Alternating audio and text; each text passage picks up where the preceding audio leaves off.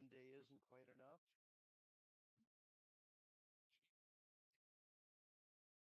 Oh, getting glasses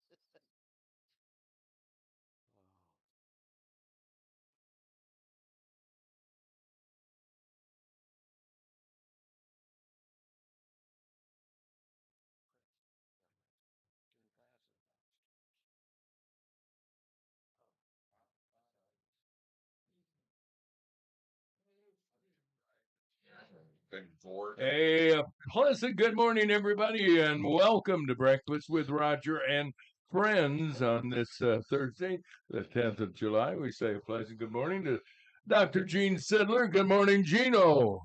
Good morning, Roger. Good morning, everyone. I noticed you wore a long sleeve shirt today. Good Yeah, idea. until they turn this air conditioning back. Yeah, you're right. And Mike Antino, you Good. have a short sleeve, but you're Yes. shoving your hands together like you're another log on the fire. Well, I'm naturally comfortable in a cooler climate. You are. Yes. Yes, indeed. Have you been that way your entire life? Like when you were in the Navy, were you one of those guys that say, I can handle it, I don't need a parka? Yeah, well, to a degree, yeah. A degree? What degree was it? Well, usually about 30 degrees. And Terry Grow is here Good as well. morning, Good morning. Roger. Good morning. Good to see all three of you, for the Morning, Mike. matter.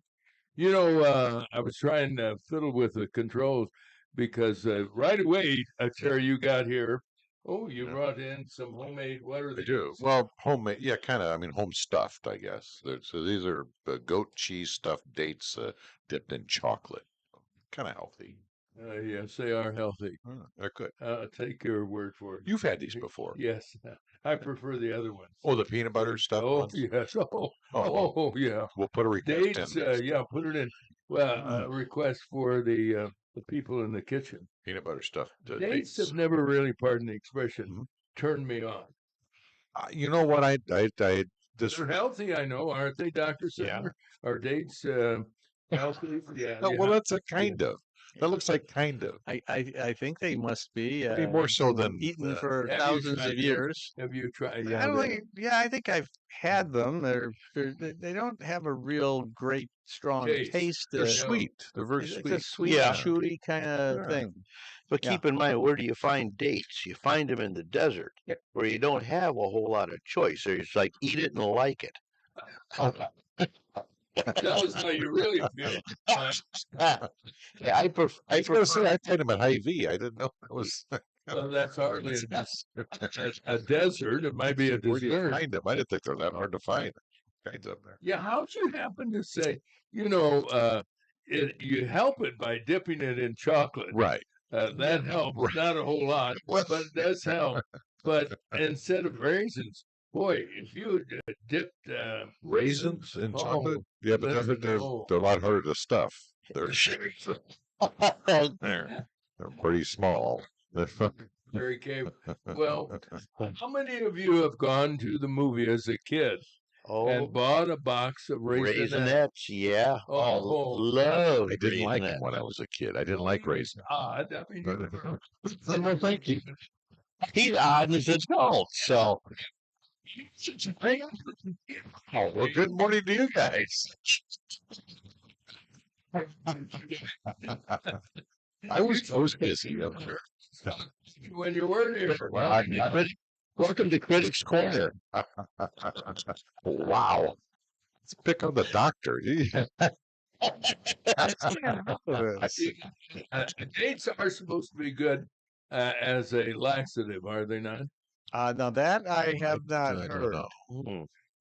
Well, Well, I can say how do you eat never. No, How- sir. These are Go for there, Roger, please. I've and it says that dates are often cited as a natural remedy for constipation Oh, due to their high fiber that's- content and the presence of sorbitol. Now, Yeah. sorbitol, Sorbitol. That's sugar, is it? well, it is. It's a Well, sugar, but it's a non-digestible sugar, so it stays in the gut and it goes down into the colon where bacteria act on it, and it produces a laxative effect with the byproducts and breakdown products of the sorbitol. So, yeah, in fact, if we sometimes will use sorbitol as a laxative. Well, I didn't know that. Hmm. So I know you eat a lot of those. You have problems? No, no, I don't. This is not a no. I know. You know. You know what? These are medical questions, and I'm going to plead the You- fifth. Okay, Dr. O'Connor, Oh. the president's position. Do you eat dates? No, my digestive system is fine. Everyone Well, I guess who's there's worried about it, 400 concerned of those suckers in a about plastic bag. no, there's only Everybody- there's like 5 or 6 of them in there. So, Hey, you want oh my! Mike? I'll have a couple this morning. They're very tasty. You inhaled them the last time. Very You came in very with, I think, 15 and left with no, 3. no, I left them and you took them home. Oh, yeah, I fed him the dog, and he hasn't been able to come inside for 2 weeks now. The grass is growing great. Read There you go. years ago that dates had a laxative effect on people's digestive. Well, I read that wrong. I thought it was. And I worry Never about mind. reading your recipe. Is this a recipe you made up? No, Or did you read it I think somewhere? I probably Googled healthy snacks and this came up along the People way. were constipated. No, I didn't add that part. I didn't know how to spell that. What? Laxative. I always had a hard time spelling the word diarrhea. I said, yeah, it's at 2 H's. I don't know. I said, Well, as a doctor, you write it enough times, you do learn how to spell it. spell it well. Your handwriting. You know, Oh, it's terrible. I think doctors have gotten a bad rap over the years about their handwriting. How was your hand? How is your handwriting? If I write slowly and have There's the a key. nice flat surface in front of me to write on, I can barely make legible writing. Really? Yeah. But no, a it's not. doctor or Do something. they teach that in medical school? Do they have a class? Here's how you confuse consumers so they can't really read what you're prescribing. I don't know that anybody does it intentionally to confuse people, but You How ever have come all a of them do pharmacist it? call you up and say, I can't read what you wrote? no, I never have, but I have certainly heard of that happening with some doctors. There were some doctors, if you're following back in the days Yeah. before electronic records, you had to write out your daily Right, yeah. progress Right. notes. Sure. So as a doctor, if you're following a patient who's also being treated by other doctors, you got a chance to see everybody else's handwriting. And yeah, there were some other doctors I could not read. I just simply couldn't read a single word of what they were writing. So I had to wonder if pharmacists would know what Yeah. prescribing if they were writing a prescription. So, that always interested me because the writing comes from the left side of the right side of the brain. I got to get that correct. The artistic side of the brain. So your style and your writing is more driven by artistic development of your brain. Really? Okay. I think tend to be more left brain, which is the more analytic, scientific kind of areas of the brain. And I think the studies that I have pursued are because that's what I'm better at, That's what you and I like, am not good. You asked me to draw a picture, you would not recognize what I'm trying to do. But Now, how about, I've always felt I was kind of in the middle. Is there anything in the middle of the brain? well, that- no, I mean, I think you There's can that have much both empathy. areas develop equally, or Or weekly? yeah. Both I sides of the think brain. you're just confused a lot, right? Doesn't know whether it's right or left brain, and there's just a lot of confusion going on there. Well, I've noticed that in you. Yes, I know. I've noticed it. So you're not alone. Baseball players who are good at switch hitting, that they can hit on both sides of the plate. So they're using both the right side and the left side of their motor skills.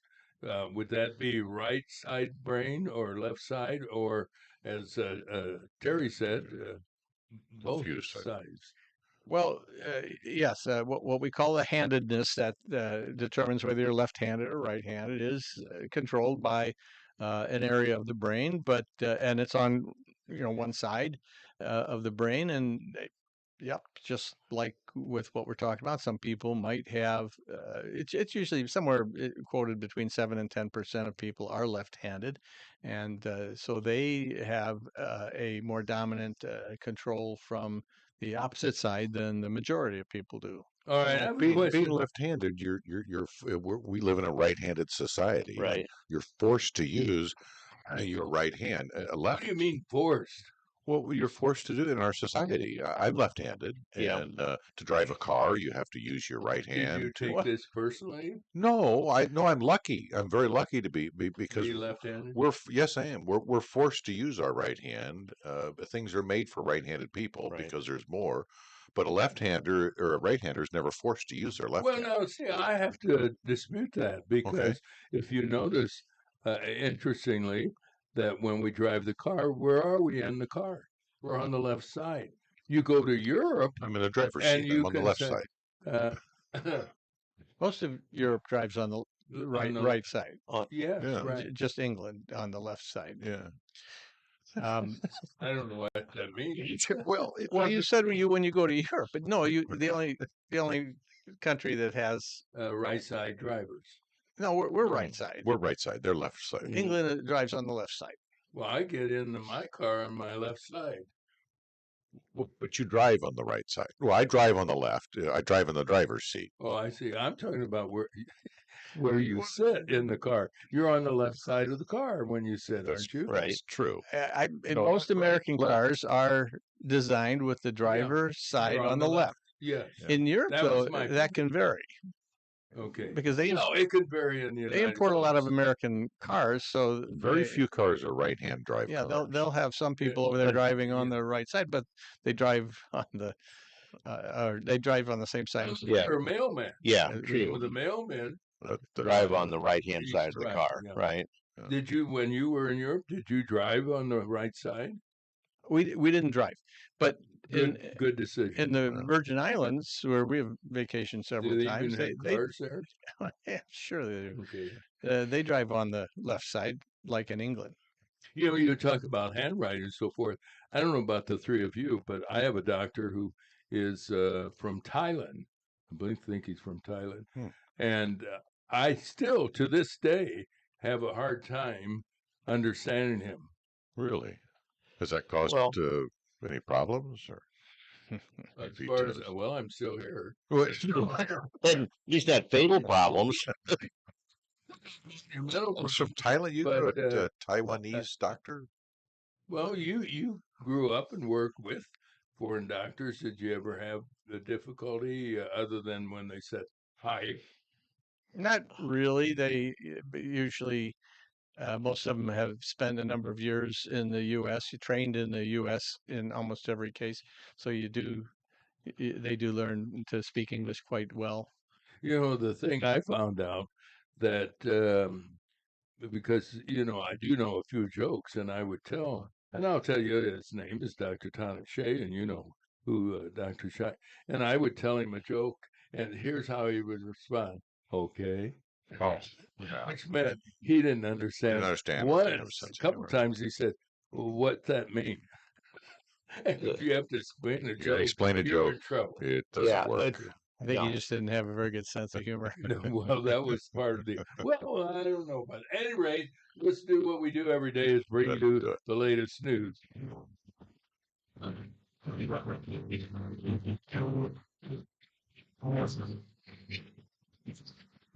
And let's start with a check of the weather brought to you by your hometown community banks.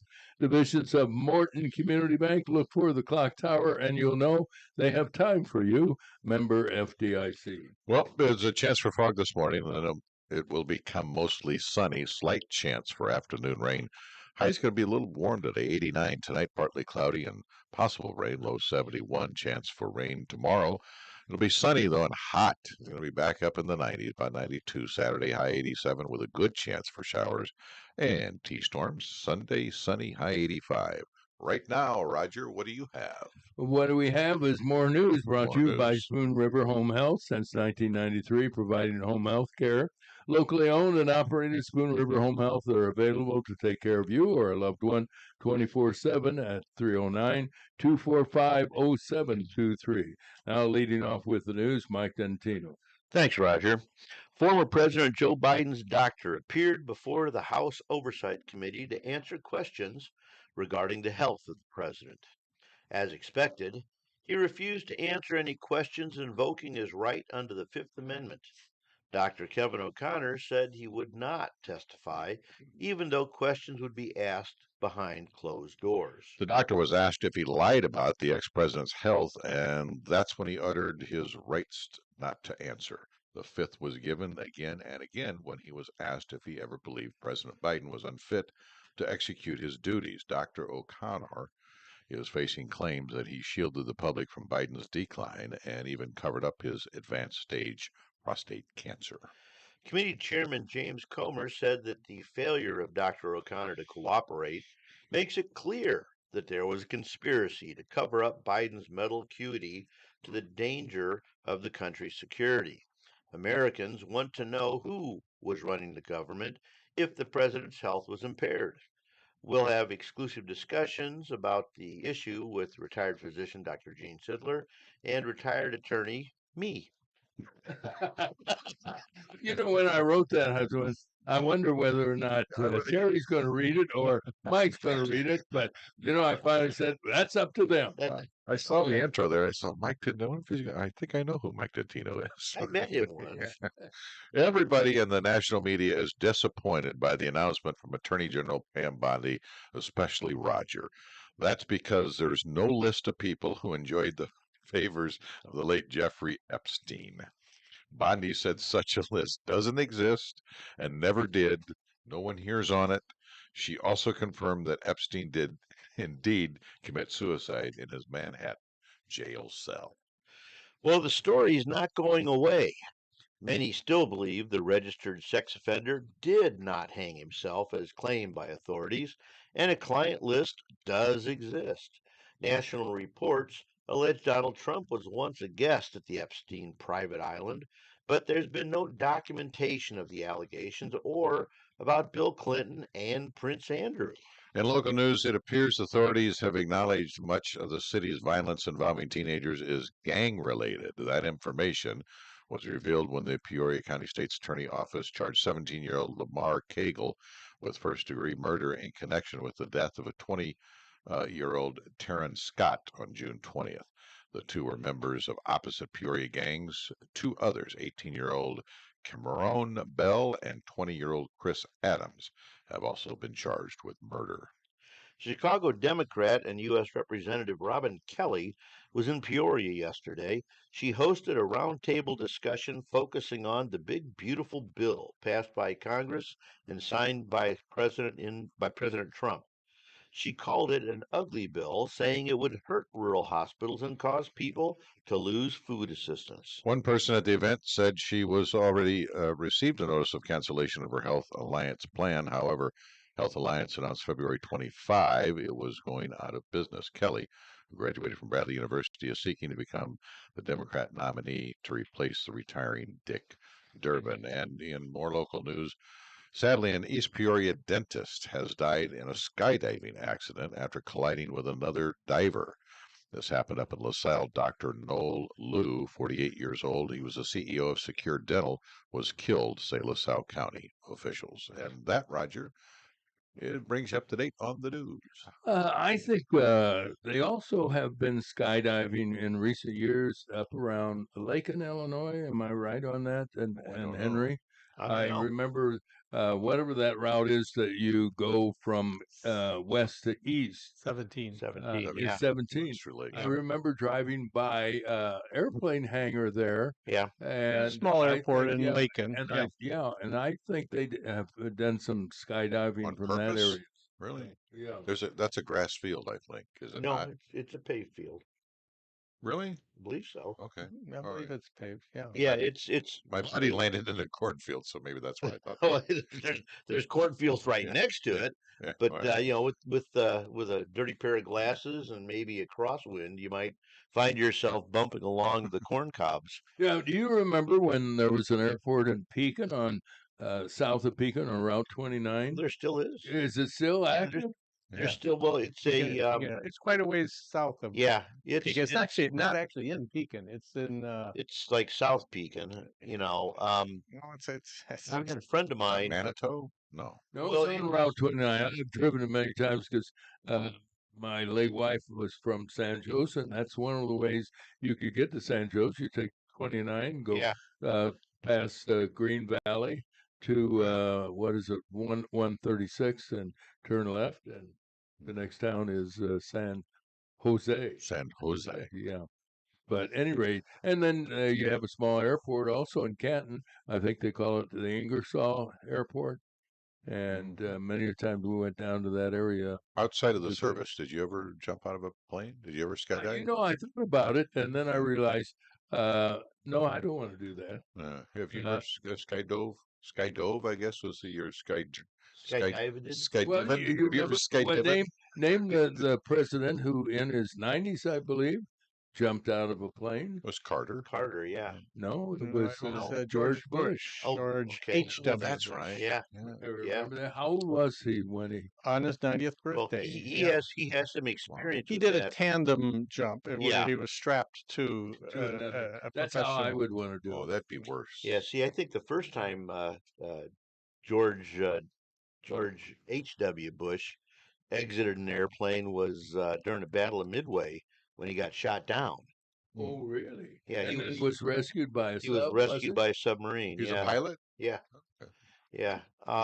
But when I was in the Navy, I found I never had the necessity of exiting an airplane before it was back on the ground. I agree with you there. I took a military hop from Wiesbaden, Germany to Madrid, Spain. And during the flight, I fell asleep. It was on I think, a C-46, C-47, whatever. I was the only passenger, you might say, on the plane. And I fell asleep. And when I woke up, the crew chief, I think he was a sergeant, came over and said, "Well, good morning, Howard. How'd you sleep?" I said, "Wonderful. It felt wonderful." He said, "Well, you missed all the excitement. I was going to wake you up, but decided not to." And I said, "What was the excitement?" "Well, one of the engines went out, and the pilot panicked, and he got excited. Fortunately, the co-pilot was also a pilot, and he feathered the engine. We got it restarted. I decided not to wake you up." I said, "Thank you." Yeah. Yeah. Kidding. Wow. What would I have contributed Yeah. to anything except the panic, for Too that matter? strange. Been on a flight. You've found a lot. Have you ever been on a flight, Gene, or any of you, that where things didn't go exactly according to Hoyle, whoever Hoyle was? The only one I could recall was a flight that we didn't take off because for some reason the pilot decided to abort the takeoff and then slam the brakes on or whatever they do with their reverse engine thrust. Mhm. And we stopped just a few feet short of the End of the end of runway. the runway concrete Where barrier was that? at Midway Airport. Ooh. And that's the only thing I can recall that might have qualified as some kind of a slight I think concern. that would qualify for it. How about Yeah. you, Mike? I've never been on A an scary airplane flight. that was I would find particularly scary, but we have when I was in the Navy we did salvage work, so I have been a participant in picking up pieces of airplanes that had a less than successful landing. Flight. Oh, Jerry, do you have anything? no, I don't fly. You don't fly No. well. I fly. I've flown twice. Good enough for me. I don't like it. I remember one year me and a buddy flew out to New York, out of O'Hare, was it, or Midway? I don't know. Whatever. At any rate, on the way back, flew out. My brother was pitching in the Triple Aces of Binghamton, and my buddy wanted to visit relatives in New York.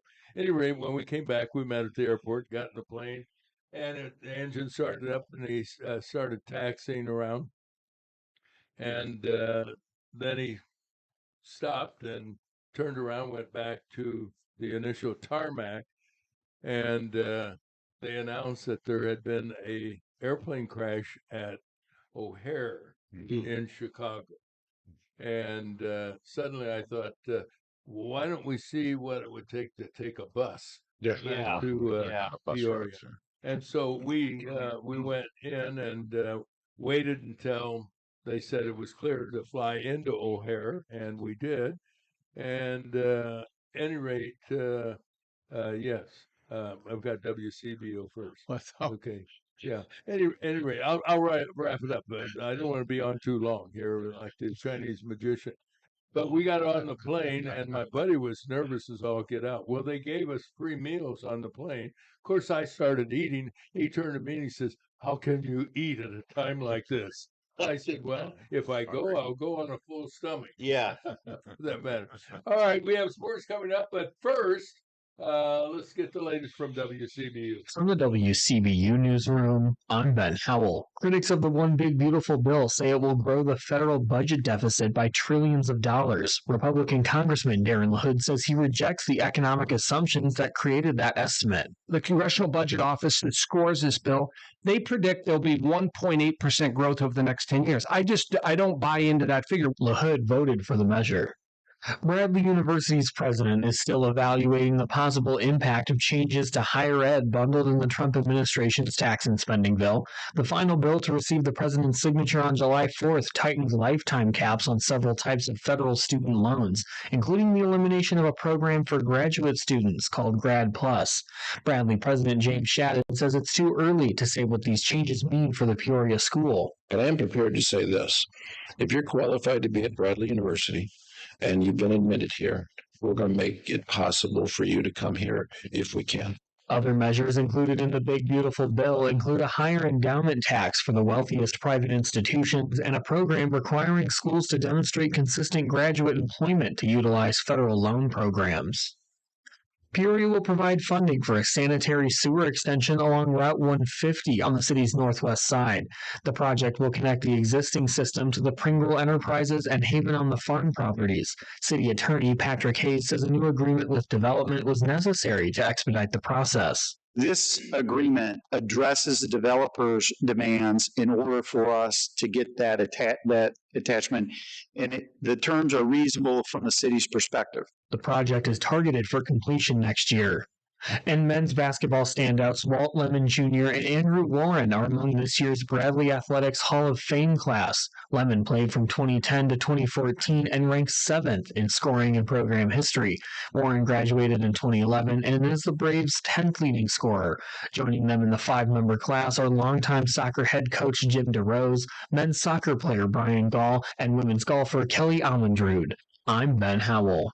Hey, Ben, what are you doing giving sports? We have a guy that knows more about sports than you'll ever know. Yeah.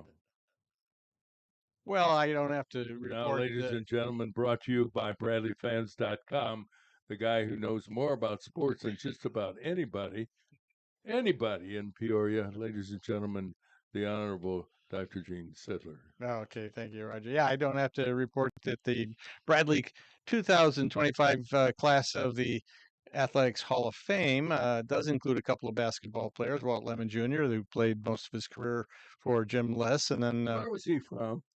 Walt Lemon was from Chicago, Chicago Public High School, and Andrew Warren was from Indianapolis. He played also for Jim Les primarily, and they will be inducted in a game. They will be inducted in the fall during homecoming, which is in October, before the basketball season. I didn't know they still had homecoming. They don't have a parade. They don't do house decks. They just say it's homecoming. Yeah, it's a relatively toned down celebration, usually on a big soccer weekend because we don't play football, of course. Yeah.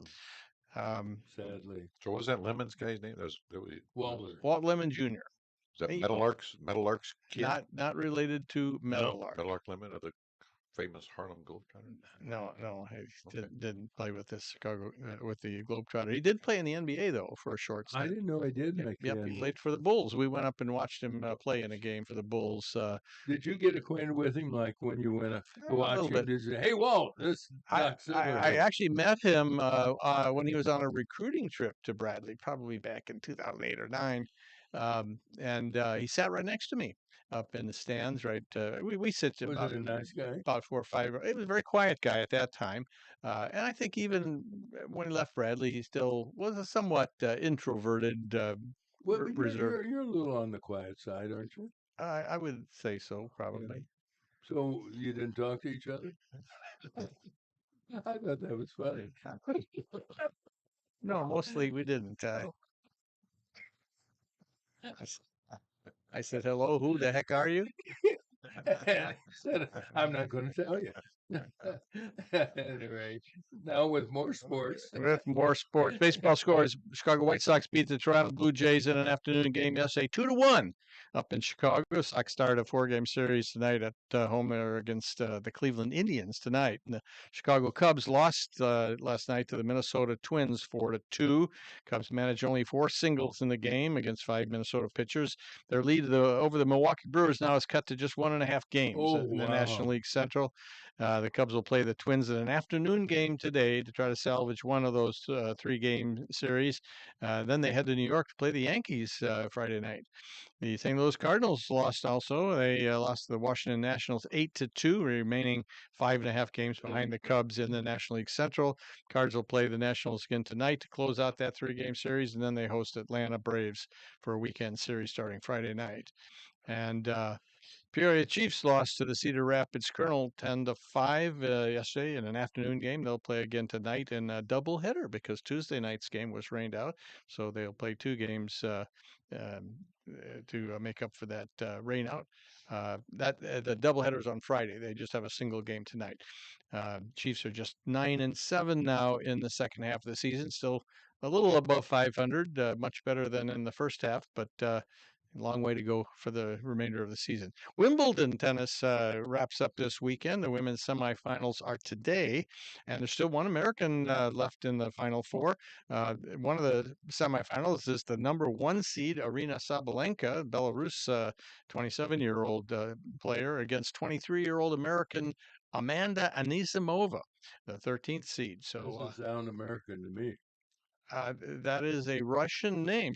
Her parents emigrated to the U.S. from Russia before she was born, and she was born and raised in the U.S. She is an American citizen. So, but she is an immigrant then? She herself was born here in the U.S. Okay, well, Her I just parents want to were make sure she immigrants. doesn't get kidnapped, as Democrats are saying, off the streets I think of she's safe. I think her Wimbledon. parents also are naturalized We citizens. don't want anybody to get kidnapped. The other semifinal is unseeded Belinda Bencic of Switzerland versus number 8 Iga Swiatek of Poland. Now, the men's singles, though, they're off today, and their semifinals are tomorrow. Number 1 seed Yannick Sinner is matched up against number 6 seed Novak Djokovic. Now, he's an interesting semifinalist because it is his record 14th Wimbledon semifinal, and he's won the tournament 7 times. If he can win this time, he will tie Roger Federer with 8 Wimbledon titles. That's the all-time record. So I'm sure that he'll be trying to get to the finals. The other semifinal, number 5 seeded American player Taylor Fritz is up against number 2 seed Carlos Alcaraz. Carlos Alcaraz has won Wimbledon the last 2 years, so that'll be a tough matchup. That matchups are tomorrow. And the 112th edition of the Tour de France kicks off with stage 6 later this morning. After 5 stages, the leader is the favorite Tadej Pogačar of Slovenia. Of course, he's last year's winner, as well as having won in 2020 and 2021. So he is probably going to end up the winner again this year. He has a 42-second lead over the second place rider at this time. And that is it for sports. Where is Roger Federer from? What country did he represent? He's German. He is. Oh, guten Tag. Sehr gut, as they say in Germany, which means very good. And that's sports. Yes. Deutschland. Good timing, 6:34. Let's get into From the news. WCBU newsroom, I'm Ben Howell. Critic Ben, we're not ready for you. Thank you anyway. I appreciate it.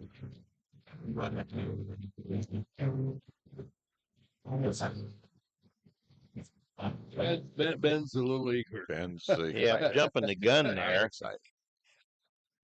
Anyway, Mike Ninteno's here with the news brought to you by Advanced Medical Transport of Central Illinois. You know, they've been around serving people since 1991. The men and women of AMT, saving lives with paramedics and emergency medical personnel. When seconds count, you can count on Advanced Medical Transport of Central Illinois. When it comes to news, you can count on WAZU with Mike Tintino this morning. Thank you, Roger. Well, former President Joe Biden's doctor appeared before the House Oversight Committee to answer questions regarding the health of the president. As expected, he refused to answer any of the questions, invoking his right under the Fifth Amendment. Dr. Kevin O'Connor said that he would not testify, even though questions would be asked behind closed doors. The doctor was asked if he lied about the ex president's health, and that's when he uttered his right not to answer. The fifth was given again when he was asked if he ever believed President Biden was unfit to execute his duties. Dr. O'Connor is facing claims that he shielded the public from Biden's decline and even covered up the president's advanced stage prostate cancer. Committee Chair James Comer said that the failure of Dr. O'Connor to cooperate makes it clear that there was a conspiracy to cover up Biden's mental acuity to the danger of the country's security. Now, we'll have an exclusive discussion about this issue a little later on with Dr. Gene Sidler and myself. The national media is disappointed by the announcement from Attorney General Pam Bondi that there is no list of people who enjoyed the favors of the late Jeffrey Epstein. Bondi said that such a list doesn't exist and never did. She also confirmed that Epstein did indeed commit suicide in his Manhattan jail cell.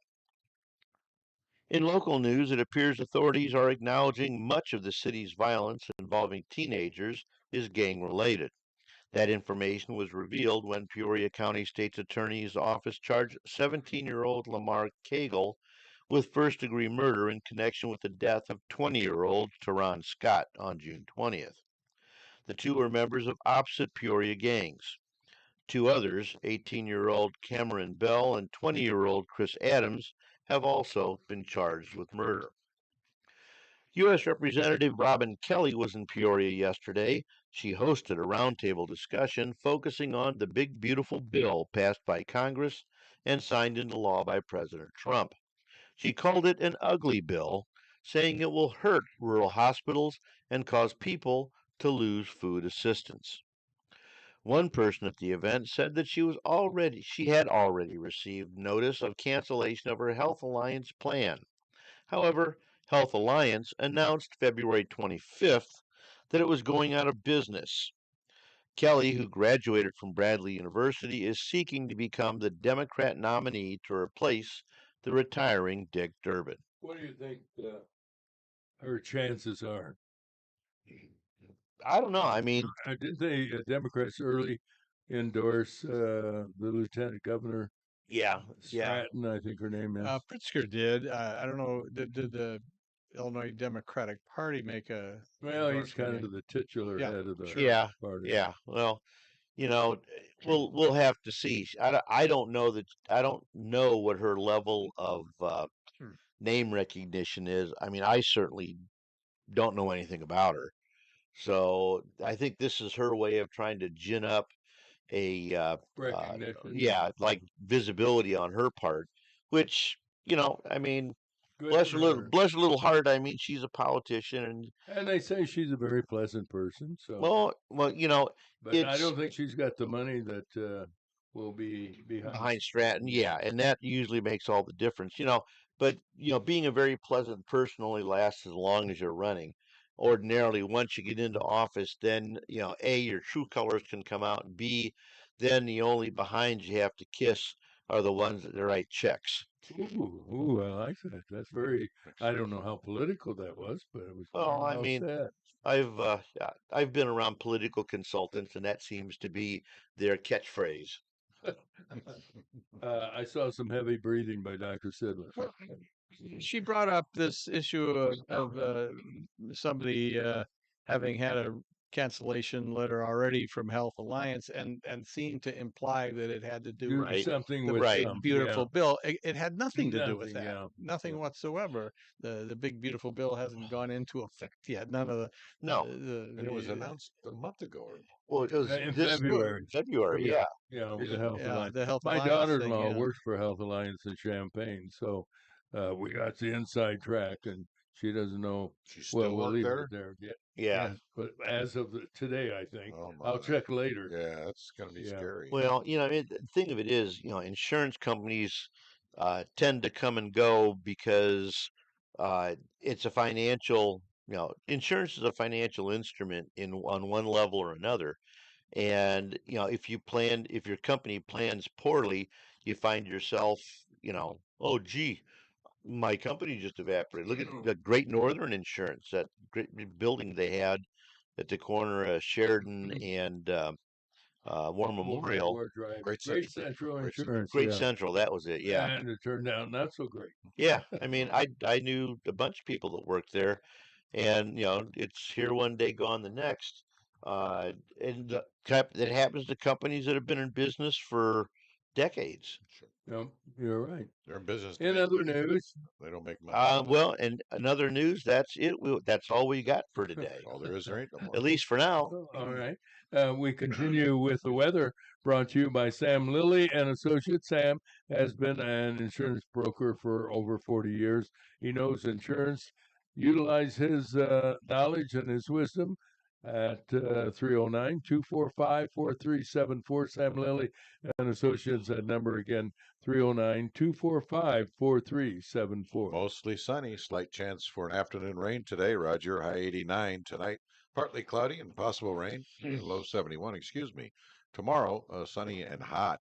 Little chance of rain. It'll be about 92 tomorrow. Currently, it's 67 at the Wazoo.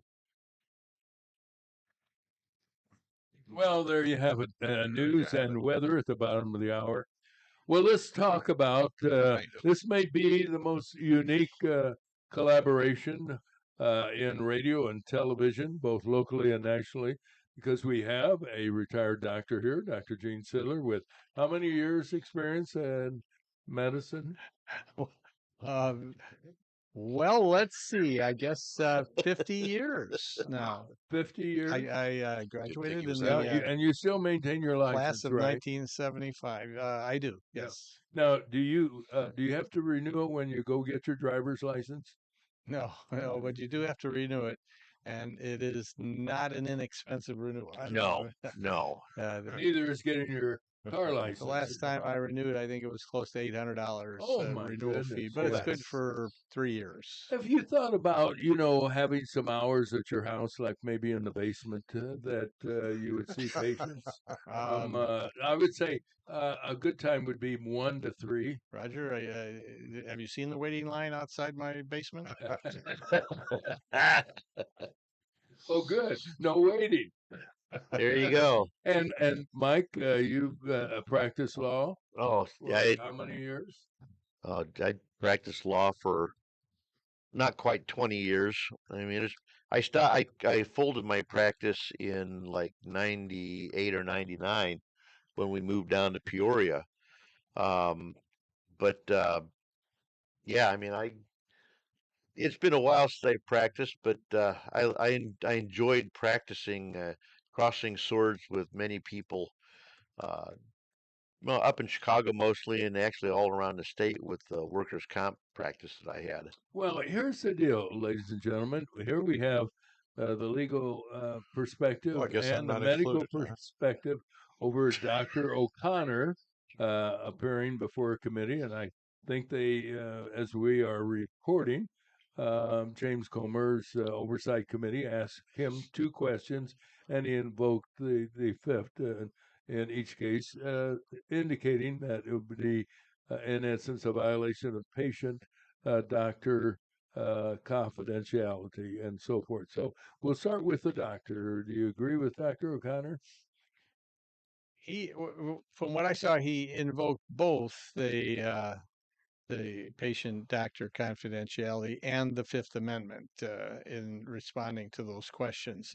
Of course, yes, he is bound by law now with the HIPAA laws, the Health Information Privacy laws, that he can't divulge personal information, even even in a court of law without the consent of the patient. And so that would apply to personal medical information. But probably the more important thing that that committee and Representative Comer is interested in is to find out more about this cover-up that is being alleged about the health status of President Biden, and that may not require him to reveal any personal medical Right. information, but rather whether there was any talk, conspiracy, or collusion with other people in the White House to hide that information of whether he was capable of carrying out the duties of presidency. I think that door isn't closed yet. Comer was asked on one cable news show yesterday, would you bring him back under different circumstances to ask him more questions, and he said that that's a possibility, or at least hinted that that was a possibility. Yeah. How about you, Mike? Yeah, here's the thing. HIPAA laws, this is kind of a complex situation because HIPAA laws indeed prevent him from disclosing uh, personal medical information on Biden without Biden's consent. Now, that's the first level. Uh, the next level down is yeah, but Biden had arguably an obligation to the country after he was elected president to disclose any medical issues that he has or had or has that may impair his ability to perform the duties of president. And therefore, that doesn't eliminate the HIPAA protections, but it does create an obligation on Biden's part to allow the country to look at his medical records. Hence, you have, presidents report, oh, I'm healthy, I'm this, I'm that, and they authorize their doctors to say, I've examined, President so and so, and he's in perfect health. Um, so, that's one question, and that opens up the next issue, which is perjury issue. If the doctor has knowledge that Biden's impaired or in some respects unable to continue the duties of president, he has an obligation to report that. Um, Now, the Fifth Amendment, and that could arguably get around the HIPAA restrictions. Now, the other issue is another perjury issue. And the Fifth Amendment says you're not obliged to incriminate yourself. Fine, but there's actually a very easy way around that one too, and that is to grant the doctor immunity, because once you grant someone immunity from prosecution, they can't invoke their Fifth Amendment right to not incriminate themselves because there is no incrimination. You've been, promised immunity from prosecution for anything you might say. Now, he still might indeed say, "Oh, I still ain't saying." Now he's subject to, uh, yeah, my mind just went blank.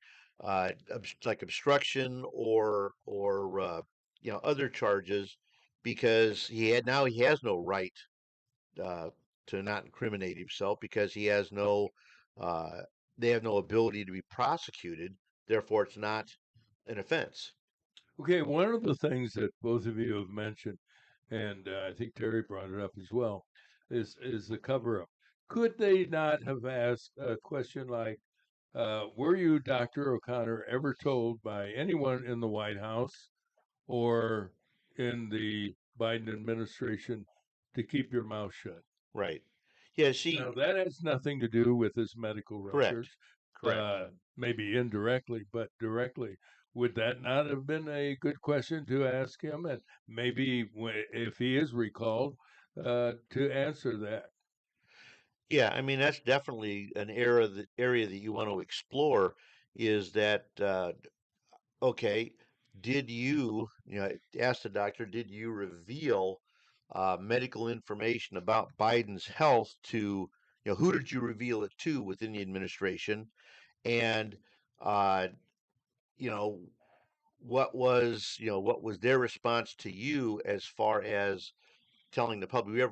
Were you ever told by members of the administration to uh, not to reveal any of the aspects of his health to the public? I mean, it's skirting close to the edge, but you're still not asking direct questions about, what was his mental state, what was his level of mental acuity, what was his PSA level for his prostate exam or his blood pressures or not blood, but blood uh, Profile. chemistry results. Yeah, you know that you can. It's one thing to skate close to the line, which of course that's where a lawyer makes his money.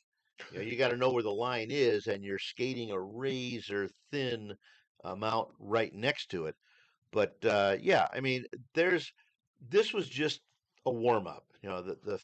We're a long way from the fat lady singing on this one, uh, because they're going to bring him back several times because without getting into what medical information was disclosed, you can ask, okay, who'd you tell? What did they, what did you discuss with them? Did they give you instructions to, uh, you know, hide or change or influence? Because at some point in time, what's going to happen is they're going to create uh, a set of questions to ask him to basically reveal who he told, when he told them, what their response was, because none of that involves what Biden's medical records say. Or the And results. then Yeah. they're going to give him immunity and say, okay, so what did you tell them?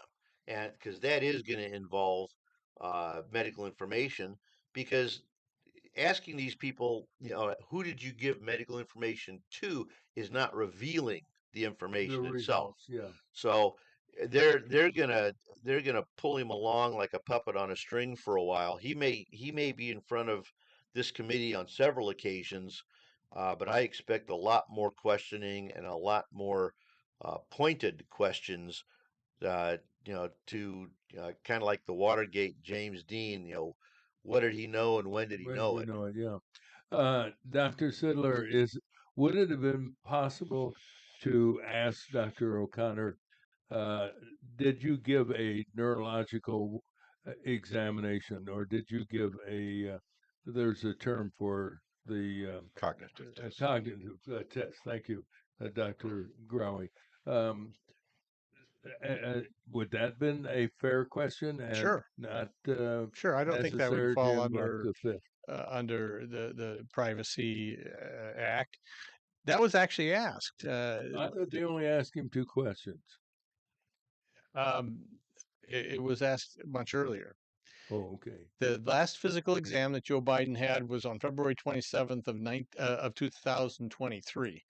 And the following day, Dr. Kevin O'Connor, his family doctor, his official White House physician, released a letter that basically just summed up the physical exam, mentioning that he uses a CPAP machine, continuous positive airway pressure machine, to help aid his sleep, and that he was taking a pill for acid reflux, that he had had a recent root canal. Just mentioned a couple of things about his health. The following day, it was discussed at a press conference, and Karine Jean-Pierre was asked about whether a cognitive test was given, and her response was that Dr. O'Connor said it wasn't necessary. Now that's where you wonder, is there a reason he felt that it was not necessary? And is that reason based on actual objective findings or on some kind of political pressure for him not to do a cognitive test. And that's the kind of question I think that Right. this committee needs to pursue. Why wasn't the cognitive test done when Donald Trump was president from 2016 to 2021 or 2017 to 2021? He had a cognitive test done each time that he had a physical. And the press demanded to know those results. Exactly right. That was the point I was going to make. That when Trump would have a physical or his medical examination, they wanted to know Right. all of the things that we want to know, who's we, others want to know about what tests were given, how they do on the cognitive test. Did they give Trump and of course they responded and said yes, they did, and they did quite well. Right. Well, and there's questions here about the prostate cancer question. Realistically, is prostate cancer going to be a reason that would disable him from performing the duties of presidency? Um, I mean, that may be a reach way too far because people can be quite functional for many years and have prostate cancer. And if you had to go into surgery and be, under anesthesia for several hours, that happens. And when that happens, the presidency transfers to the vice president briefly, and that's kind of routine. So the questions on that may not be a really a fertile area from the conspiracy aspect of it, but it may be it may be a way to get a toehold in there and start saying, Listen, we need to look at this." And again, it's all part of the uh, who did you talk to? What did they know? What did you tell them? And what did they tell you? Because that's where you're going to start finding out uh, if it exists any information about. Oh yeah, we knew this man was a mental train wreck, and we were just trying to keep the ship afloat by shielding him from questions and doing this and doing that, and the American public didn't weren't the wiser until the debate, and Right. that's when things came apart at the seams. Yeah. Terry, we brought this attorney and doctor in at great expense, and I haven't heard you. Get your I You want to get give, what you pay for. and I want to know if you have any questions for these two esteemed. There's not a show, a TV or uh, network channel that has I two reputable I know. a I'm lawyer and a just doctor, and you're sitting here well. like a I, bum on a well, log. I Don't you have a question for them? well, Why is it up to me all the time? it's your show. Well, I that's a good reason, but not the best. But, I think there's most definitely someone else. Obviously, well, I when you didn't ask fill out you to give these. your opinion. I want you to give them a I'm question. going to ask a question. The Okay, all question right. is, don't you? A lot of times, you tell your doctor. They ask you. Thanks, Raj. Um, Yes. who can we share this information with? That's kind of a normal thing when you go to a doctor. Oh yeah, You yeah, put in, absolutely. Now, who's your next, of when you kin? sign in Yeah. to see the doctor for the first time, you're Mhm. usually given a signature form to identify And I don't know who. if they do that with the president, but I'm sure his Yeah, wife was I involved. would guess that he signed a Absolutely. form indicating who Who he is. the medical Who he people can is. share his medical information with Sure. and do so legally. Yep. Well, for all three of you, a Yep. question. Do you think there's been a cover up? Well, sure. Oh, there's absolutely been a cover. Back at the time he had that physical in early 2023, he was already showing signs of significant mental decline with episodes of confusion and mumbling. And you remember they made up the story about, oh, he's had a stuttering problem since childhood, when in Right. fact there was no record ever of him having a stuttering problem. They just made that up to cover up for the mumbling and gaffes that he made verbally. And then he had the other gaffes where he couldn't find his way off the stage, stumbled, fell off a bicycle, fell on Right. the stage at West Point. There were just numerous instances that indicated a decline in his health much more significant than what was stated on that physical. On that physical, the physician summed it up saying that all in all, I'm sorry, let's start over. All in all, the president is a healthy, active, robust 81-year-old male who remains fit to successfully execute the duties of the presidency. Now, that's just a generic sort of sum up, but it sort of implies that he's in terrific shape when I think Right. everybody could see that he was not.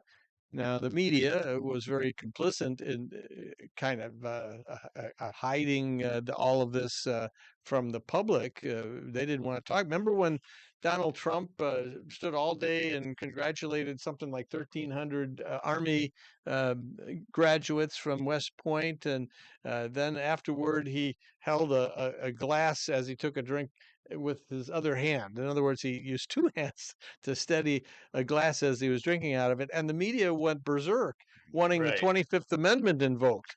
The glass He's with two incompetent. hands, right. He's Right. using two hands to drink a glass of water. It's the only time that he's ever been seen doing that uh, before or since. And yet, when you have President Biden, who can't remember if somebody's dead or alive, he was calling on people in the audience who were dead. And told a guy in a wheelchair to stand up. Yes, Yeah. I Yeah, mean, it's they didn't make anything of that. Anyway, it's all water over the dam, except that I think we really should know more about how this happened and who was calling the shots. Because recall that That's the key. That's the key to my opinion. Mike Johnson, the Speaker of the House, in an interview, related a story about how he met with President Biden late in his presidency to talk about an executive action that he had decreed about the sale of liquid natural gas. I don't remember the whole details about the executive act, but he didn't even remember that he had done it. He didn't. Yeah. He in fact said that he had never done that. Well, in fact, he had, and it turns out that was one of the auto pen signatures, as were nearly, I think, every single one of his executive actions were Yeah. signed by an auto pen, which means somebody else signed that. Right. And now you got to wonder: were other people actually making these decisions, and the president was I think that's not obvious. even Yeah. out of the? Who do you guys think was making the decisions? Maybe one I or mean, two or three different people, depending on the topic. Well, the first half of his presidency, the chief of staff was Ron Klain, and he was a very smart guy. I think he was probably making some of those decisions. Later on, it might have been the vice president. There was a White House aide named Neera Tanden, who is thought to have been the author of several of those executive actions, and there's a list of others who this committee has Right. asked to interview, but have turned them down. So they'll probably get No, subpoenaed. yeah, though, like I said, this whole thing is just starting up because the question is the people elected Joe Biden, and for better or for worse, he was the guy at the top of the ticket. He was the guy that people, you know, punched the Chad or pulled the lever or however they cast their ballots, they put him in the big chair in the Oval Office. And that's who we expected to be, fulfilling the duties of the office of president. If that was not the case, and especially things like uh, pardons, executive orders, just, well, who the heck was it? Was someone, was Jill sitting behind the chair and holding on to the back of his head and nodding it up and down when they were looking for presidential decisions? Or is that just a fever dream that conservatives have? Uh, we need to find out because, we have to figure out how it is that we get transparency on this because, if we're going to elect octogenarians to the highest office in the country, there needs to be some accountability. Because, yeah, I had an aunt that died at 100, a great aunt that died at 101, and that woman had every functioning brain cell up to the last day. Um, but that's not what usually happens. I mean, Oh, you're right. people become infirm, people become uh, mentally distraught and disabled much earlier than that. Some people, like I said, their last day, they're as sharp as their first day. All right, we will continue this discussion on Breakfast with Roger and Friends on WACU FM 90.7 in Peoria, Illinois. But first, let's get into the news.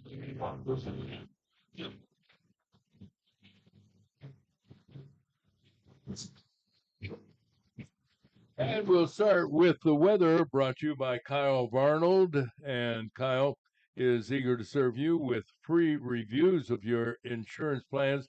Make sure you're receiving the right insurance at the right cost.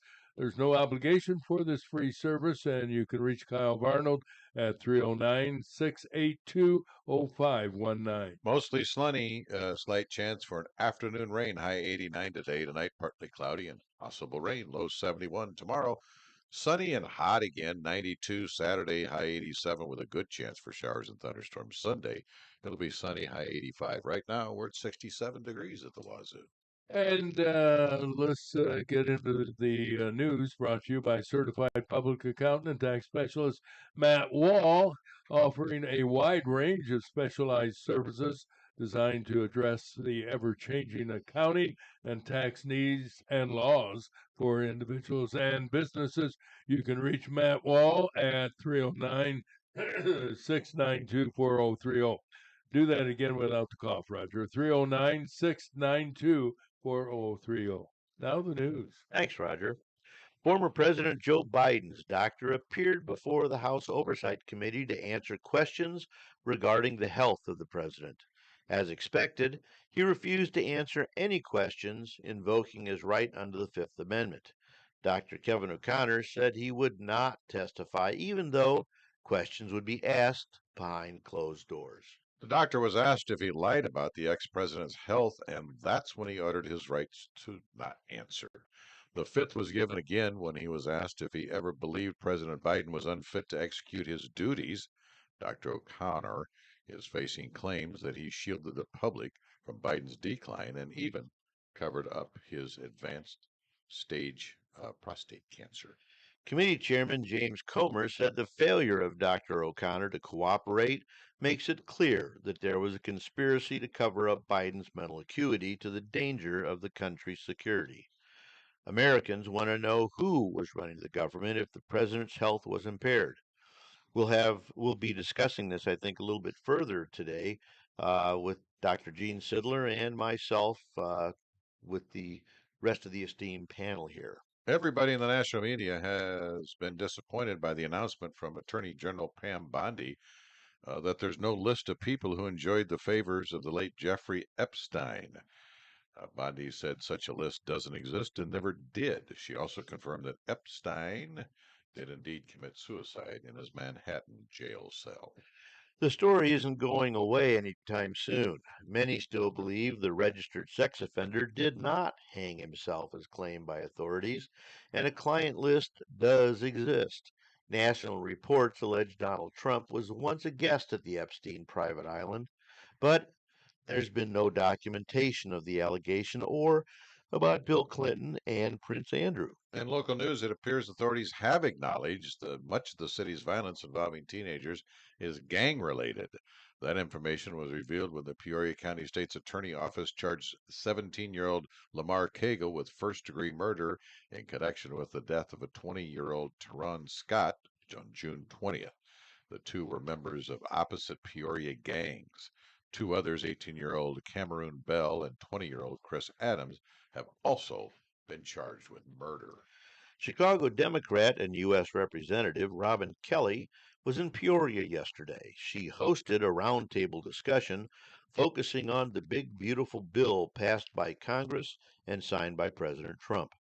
She called it an ugly bill, saying it will hurt rural hospitals and cause people to lose food assistance. An East Peoria dentist has died in a skydiving accident.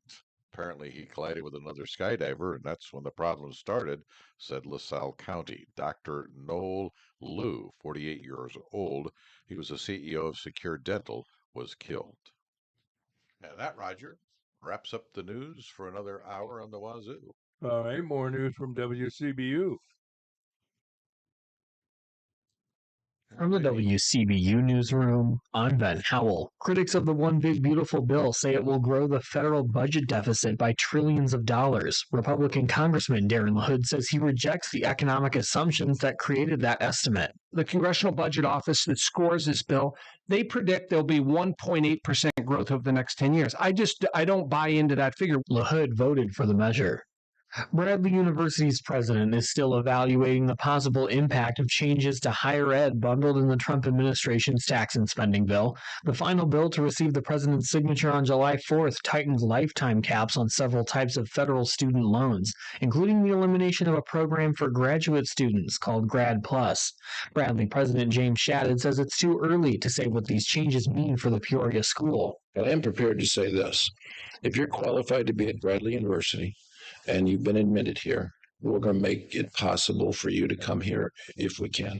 Other measures included in the Big Beautiful Bill include a higher endowment tax for the wealthiest private institutions and a program requiring schools to demonstrate consistent graduate employment to utilize federal loan programs. Peoria will provide funding for a sanitary sewer extension along Route 150 on the city's northwest side. The project will connect the existing system to the Pringle Enterprises and Haven on the Farm properties. City Attorney Patrick Hayes says a new agreement with development was necessary to expedite the process. This agreement addresses the developer's demands in order for us to get that attachment, and the terms are reasonable from the city's perspective. The project is targeted for completion next year. And men's basketball standouts Walt Lemon Jr. and Andrew Warren are among this year's Bradley Athletics Hall of Fame class. Lemon played from 2010 to 2014 and ranked 7th in scoring in program history. Warren graduated in 2011 and is the Braves' 10th leading scorer. Joining them in the 5-member class are longtime soccer head coach Jim DeRose, men's soccer player Brian Gall, and women's golfer Kelly Amundrud. I'm Ben Howell. And we have more sports with Dr. Gene Sidler, brought to you by BradleyFans.com. Good morning, Gino. And good morning, Roger and listeners. Baseball scores from yesterday. The White Sox played an afternoon game against the Toronto Blue Jays to close out their 3-game series, and the White Sox came up winners, beating the Blue Jays 2-1.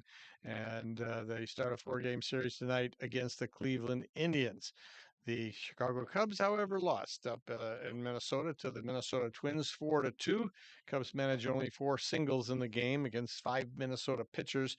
So now their lead over the Milwaukee Brewers was cut to just 1.5 games. Brewers won last night. The Cubs now lead by 1.5 games in the National League Central, 5.5 over the St. Louis Cardinals. Cubs will play the Twins again in an afternoon game today to try to salvage one of the games of that series. They've lost the first 2, and then they'll head to New York City to play the Yankees starting Friday night for a 3-game series. And the Cardinals, as mentioned, lost to the Washington Nationals 8-2 last night. They'll remain 5.5 games behind the Cubs. The Cardinals play the Nationals again tonight to close out their 3-game series, and then they'll host the Atlanta Braves for a weekend series starting Friday night. The Major League Baseball All-Star game is next Tuesday. The teams will take a break after Sunday's games for 4 days, and the All-Star game will be played Tuesday in Atlanta in Truist Park, and it'll be on Fox Network. The rosters include 2 Cubs players. Outfielders Kyle Tucker and Pete Crow Armstrong were voted in as starters, and those are the only 2 Cubs. I thought maybe they'd get another 1, 2, possibly 3 more All-Stars, but yeah, they didn't get any additional players. I think Seiya Suzuki, who actually leads the Cubs in home runs with 25, was deserving, and Kyle Busch, who's the top batting average on the Cubs, 297 and 18 home runs, and he's been on a real hot streak. And Matthew Boyd, pitcher that's 9-3 with one of the lowest earned run averages in baseball, was also a legitimate candidate. He did not get selected. St. Louis Cardinals have only one representative. Second baseman Brendan Donovan was selected as a reserve, and the White Sox only pick was rookie starting pitcher Sean Smith. Peoria Chiefs lost to the Cedar Rapids Colonels last night, 10-5. Actually, that was an afternoon game yesterday. it was Splash Day. I'm not sure what that consisted of. I think it was for kids to get wet in one way or another. I have no idea. But they'll play again tonight against the Cedar Rapids Colonels. They'll continue those games through Sunday. Wimbledon tennis wraps up this weekend with the women's semifinals today, and the finals will be Saturday. Semifinals involve number 1 seeded Arina Sabalenka versus an American at number 3 seed Amanda Anisimova. Now, she's really been an up and comer here lately. She's only 23 years old, but has really dominated most of her matches to reach the semifinals. So let's see if she can knock off the number 1 seed. That match coming up a little bit later this morning. The other semifinal is unseeded Belinda Bencic versus number 8 seed Iga Swiatek of Poland. Men's singles, men are off today, and they'll have their semifinals tomorrow. Number 1 seed Yannick Sinner against number 6 seeded Novak Djokovic, going for his 8th Wimbledon title, which would tie a record set by Roger Federer. The other semifinal tomorrow will be number 5 seeded American Taylor Fritz, and he'll be up against number 2 seed Carlos Alcaraz of Spain, who's won the last 2 Wimbledon titles in 23 and 24. That'll be a tough match for him.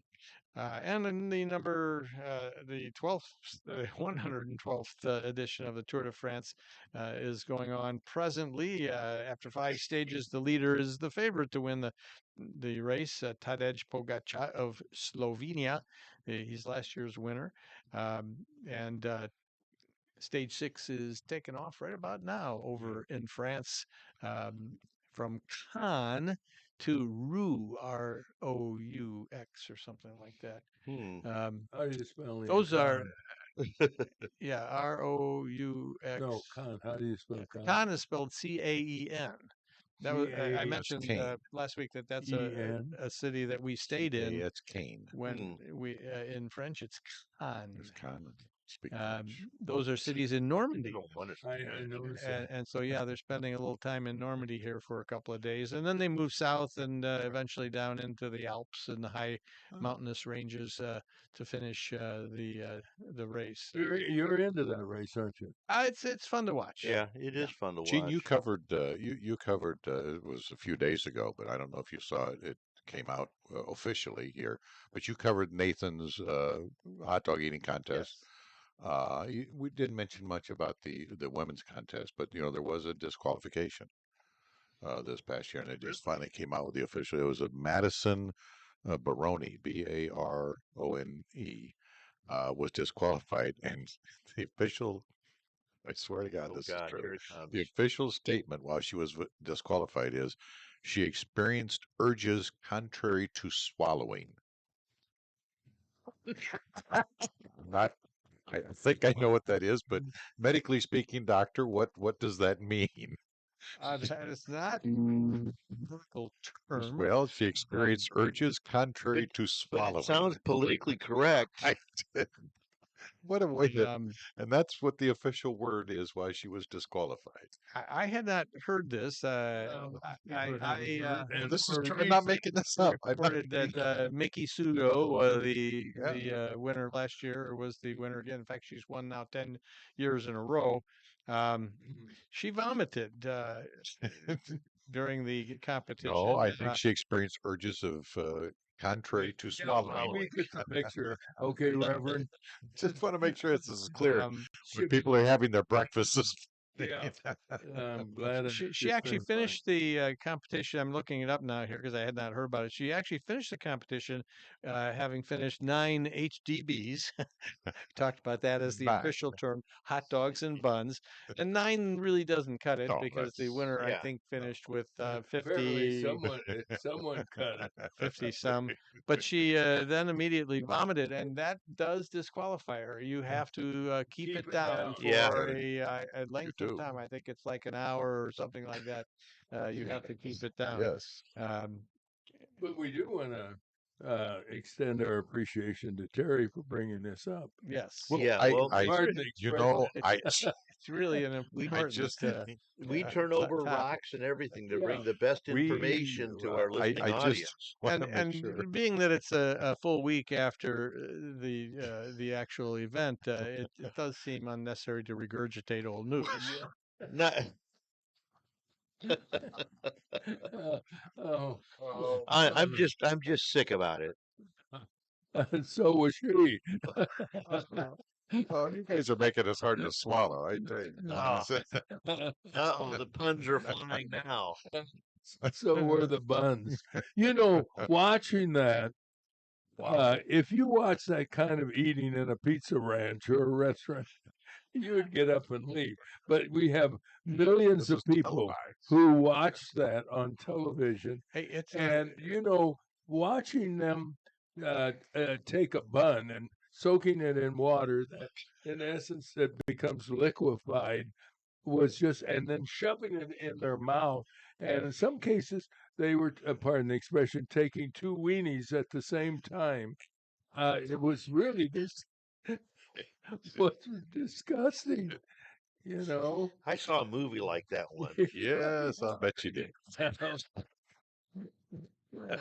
All right. I think pardon the expression, Oh, move on. yes, yes. Yeah. I think the 12-year-old's Oh. starting to come out in me. Girl. Yeah.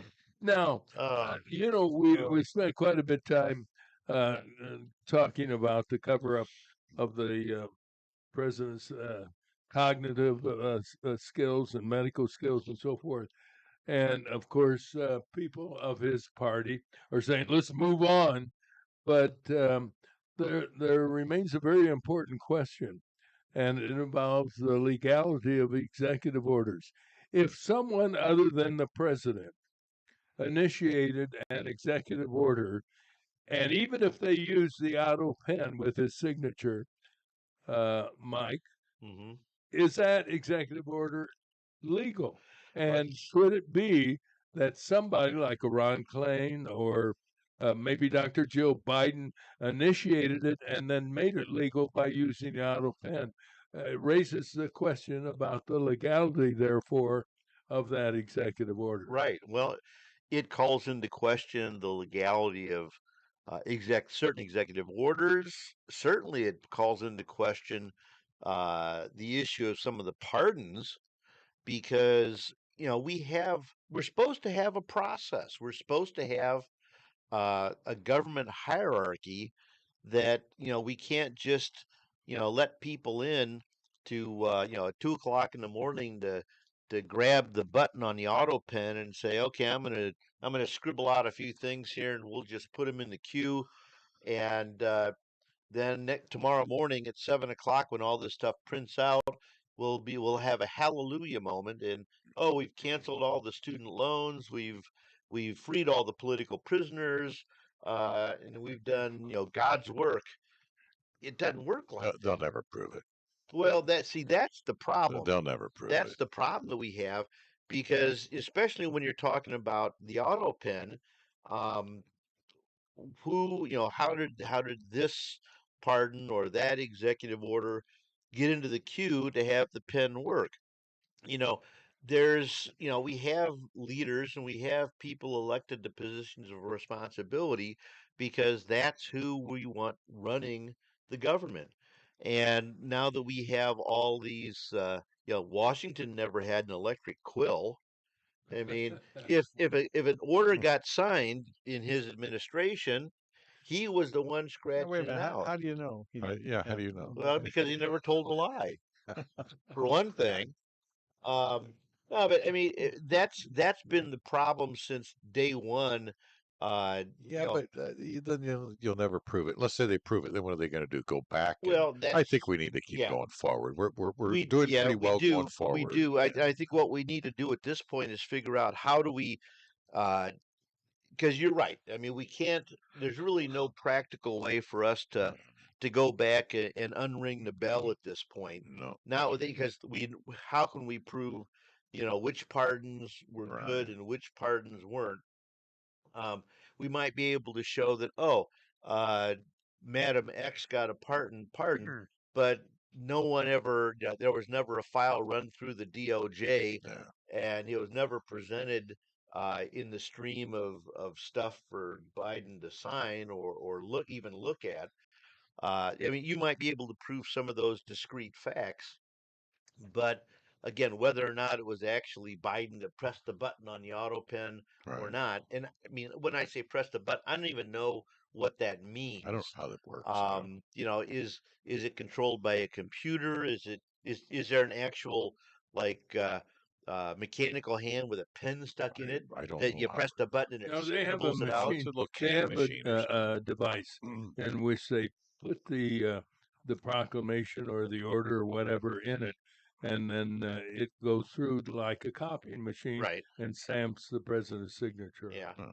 Well, and you know, They showed it on television, one of the channels. I mean, at it's not USA. unusual to see official. Well, when I was a practicing attorney, one of the guys in my office had a rubber stamp, and when he was filing pleadings, all pleadings are supposed to be signed, and they would regularly use this stamp and stamp. With his name? Yeah, Really? Wow. I mean, it's like that's what they did, and in Cook County, that was that was acceptable for a pleading to be signed Hmm. in that way.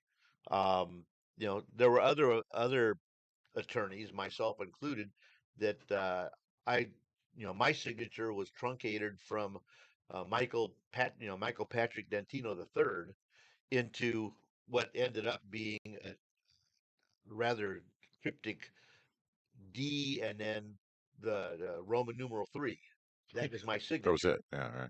Right. Because I could do that in about 2 heartbeats, and when you have to sign 28 documents, that's what you did.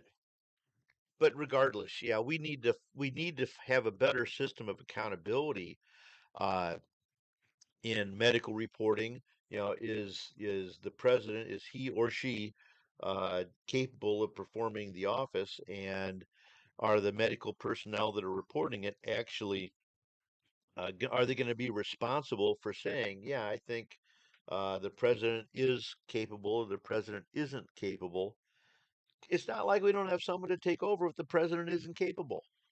You know, as much as people might not have liked Kamala Harris to step up, uh, that's probably what should have happened sometime considerably earlier in his administration. See, But the calls we need to move forward. I think the American people deserve to know who was running right, the White House. Who was who My is guess, is the would be, person? depending on the topic, that person handled that topic. It'd be 3 or 4 different, So 5 who different people. decides? yeah, Who decides that though? Somebody had to say, okay, Sure. that you're into student loans, Yeah. Fred. Yeah. So you take care of it. But who does that? Was it Klein? I think we need to know. Yeah. Was it Dr. Jill Biden? There have Yeah. been rumors that Hunter Biden Could have been 100. was Yeah. sitting in Well, on cabinet meetings, yeah, and he had some degree of influence, depending whether he was high or low at that time. well, In a 5-hour testimony on June 24th or 25th, Neera Tanden was in front of the congressional committee here that's investigating this, and she admitted that she was in charge between 2021 and 2023. She was in charge of the use of the auto pen, so she made some of those decisions. Now, she said that she never used it uh, unauthorized. And President Biden, who has made a couple of public appearances since he stepped down from the presidency, did release a statement that said that he authorized all of those executive orders as well as the pardons. So, as Terry right. said, I think if he is going to say that he authorized those, then I don't think that that's going to be Right. easy to But, overturn. but the question is, it was a written statement. He did not appear in front of the nation said I authorize. So it becomes a question when he issues a written statement. right. Did he write it? Who wrote that one? Yeah, Who this wrote could that go one? on forever, right? Right. Right. Right. Well, and the fact is, if Biden comes out and confirms, yes, I authorized all these things, that you know, so and so did all the student loan stuff, but I gave her that authority. He may, I mean, I don't know how far Gone he he can is. go Yeah. and delegate things. But if he comes up and says, "Well, I authorized it and I approved this," and uh, it, like you said, we have to move forward. We're not going to be able to undo any of this stuff as a practical matter. No matter how much we, looking back, think, "Oh, that was outrageous," or "This pardon was absolutely ridiculous." Yeah, we have to move forward from that, but we do have to take some steps to make this stuff more transparent, to make it something that we can keep track of as citizens, and to prevent this from happening again. Because this is not, whether you voted for Biden or not. This is not what we voted for. Yeah. Do you help me out on during the now famous debate, which revealed just how bad he was from the neurological standpoint? Did he, when he was talking about Medicare, and he said we have to, I think his words were similar to get rid of Medicare, and then he stopped and hesitated, and he said, did he then say, and sidewalks? Is that what he said? I just recall that he said something about we beat Medicare, and then Yeah. Donald Trump made the famous retort, "Yeah, he beat it. He beat it to death." Right. But I thought that at the end of his, where he obviously mentally lost it, he ended up by saying, and sidewalks. I could be wrong I don't recall because that might also have something to do about my hearing. Yeah. I mean, my hearing is especially bad when it's Side talks, spousal maybe? conversations, Yeah. but I don't know. that's a whole nother issue. I mean, Yeah. yeah. All right, since we're talking about news, let's give you an update on again.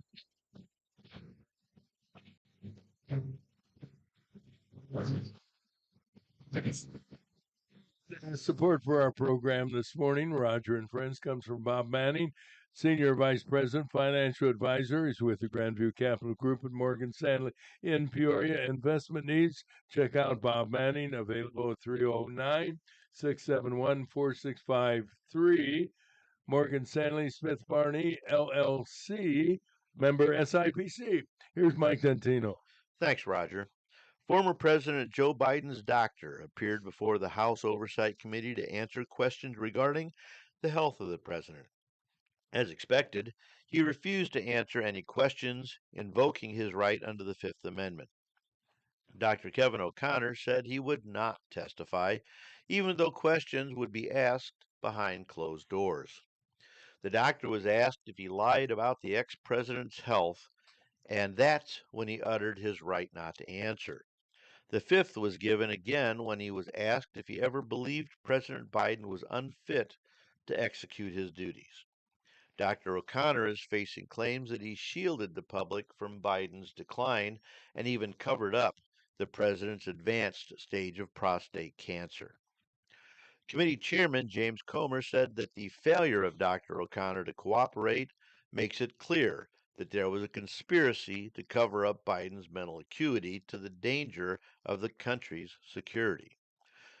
We've been talking about this all morning between myself, the doctor, and the rest of us here. I said a little bit. You've been asking some pointed questions. Yes, yeah. He's been very good. But and we'll probably still talk about that. No, I'm not in the gonna. last No, hour. I'm not gonna say anymore. Oh, I don't know that that's possible. I don't think it is. Anyway, the national media has disappointed, or has been is disappointed by the announcement from Attorney General Pam Bondi that there's no list of people who enjoyed the favors of the late Jeffrey Epstein. Bondi said that such a list doesn't exist and never did. She's also confirmed that Epstein did indeed commit suicide in his Manhattan jail cell. In local news, it appears that authorities are acknowledging much of the city's violence involving teenagers is gang related. The information was revealed when Peoria County State's Attorney's Office charged 17-year-old Lamar Cagle with first-degree murder in connection with the death of 20-year-old Teron Scott on June 20th. The two were members of opposite Peoria gangs. The two others, 18-year-old Cameron Bell and 20-year-old Chris Adams, have also been charged with murder. U.S. Representative Robin Kelly was in Peoria yesterday. She hosted a roundtable discussion focusing on the big, beautiful bill passed by Congress and signed into law by President Trump. She called it an ugly bill, saying it will hurt rural hospitals and cause people to lose food assistance. One person at the event said that she already received notice of cancellation of her Health Alliance plan. However, Health Alliance announced on February 25th that it was going out of business. Kelly, who graduated from Bradley University, is seeking to become the Democrat nominee to replace the retiring Dick Durbin. And Roger, that's it for news at the bottom of the hour.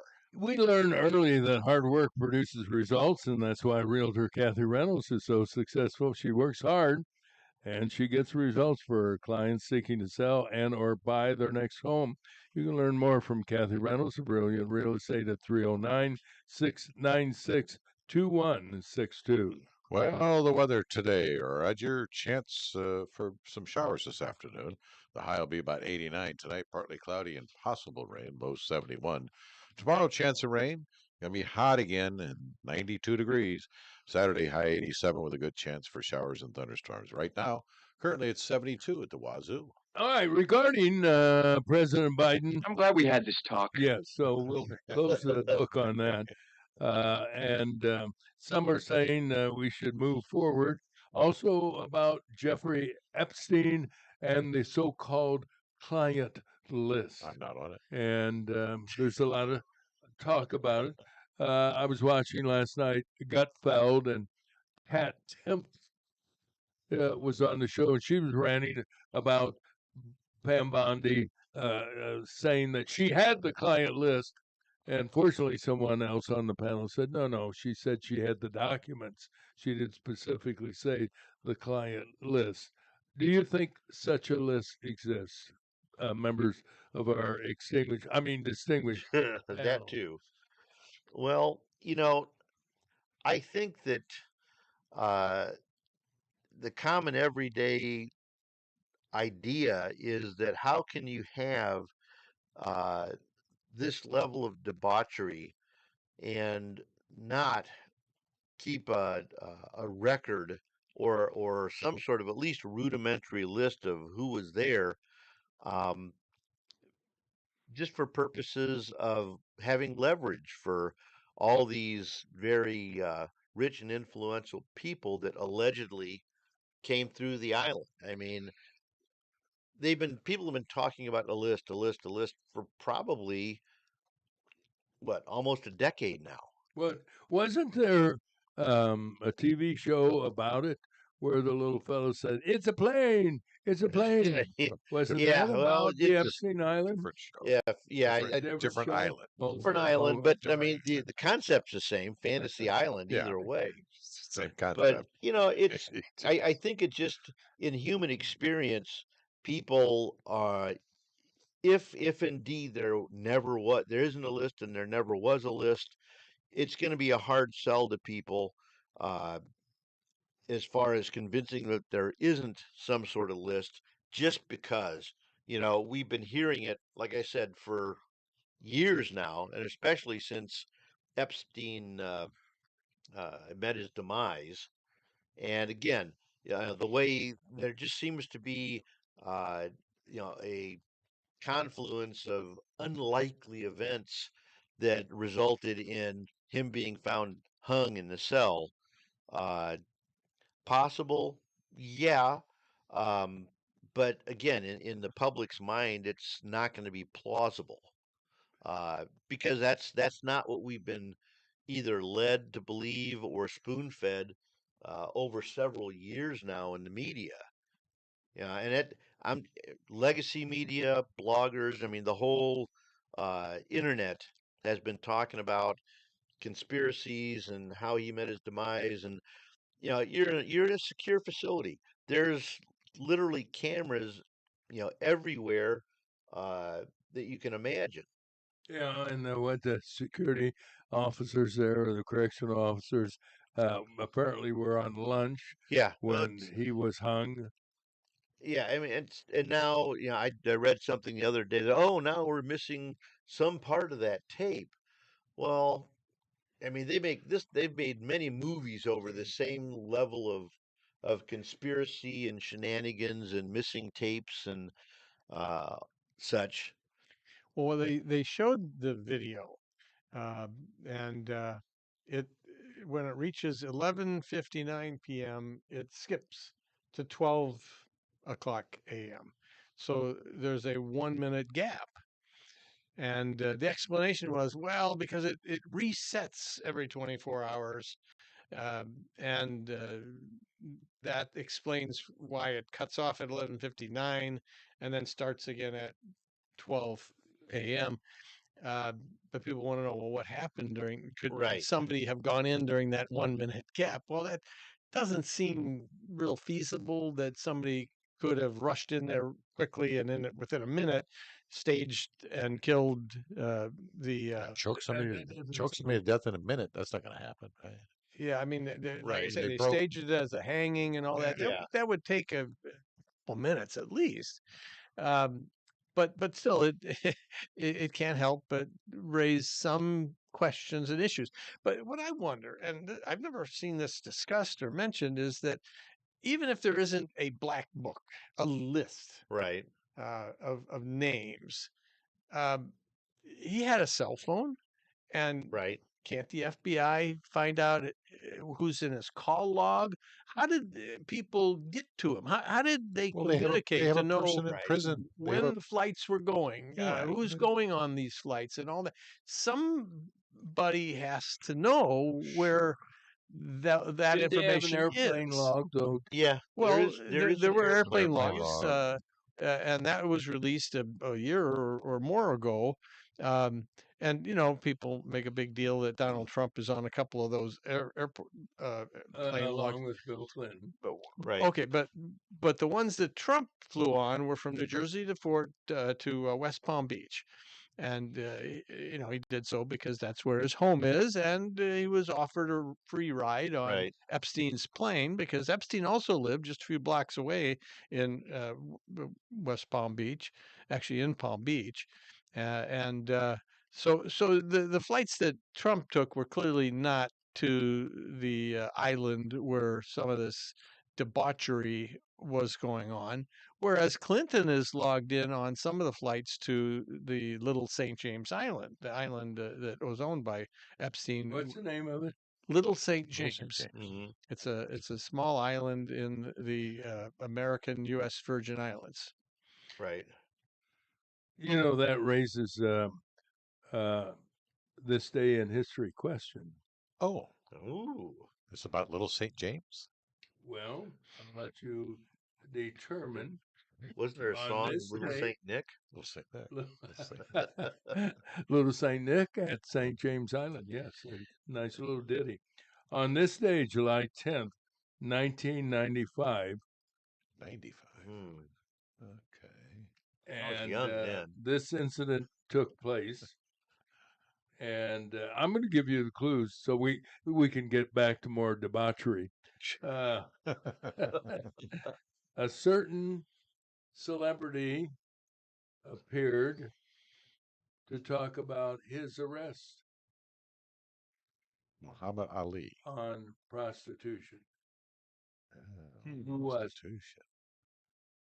it was an arrest regarding prostitution. Yes, he was For caught. for He was- patronizing He a caught was hiring a caught hooker. with a woman of the evening. Hooker. Oh, that's too. You can't say hooker. Is that harsh. too politically incorrect? Was it Well, a she's not in a hooker. car? was it a Oh, TV no, I know who it is. personality? You know who it is? Yeah, I know who it that, is. Well, give me the answer. Hugh Grant. That is exactly. Hugh Grant. Now, how would you remember that? How would you remember?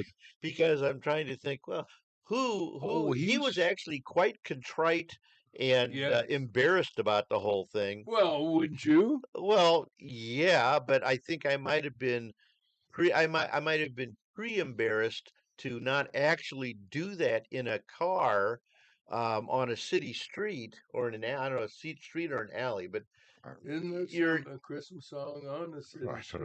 yeah, I mean, it was. And who was he married to? He's married to a doll. Oh Wasn't she yeah, real good like looking? oh crikey. Yeah, what was her name? She was a good looking Yeah, lady. the name escapes me right now. Yeah, me too. Okay, what show did he appear on that he wound up talking about? Yeah. the incident? Oh, who was that? I don't know. Was it a U.S. TV show? Yes. Oh, very Was popular. it The Tonight Show? Yes. And who was the host then? Jimmy Fallon? No, No, Jay it would've Leno. been Jay Leno, I think. that is correct.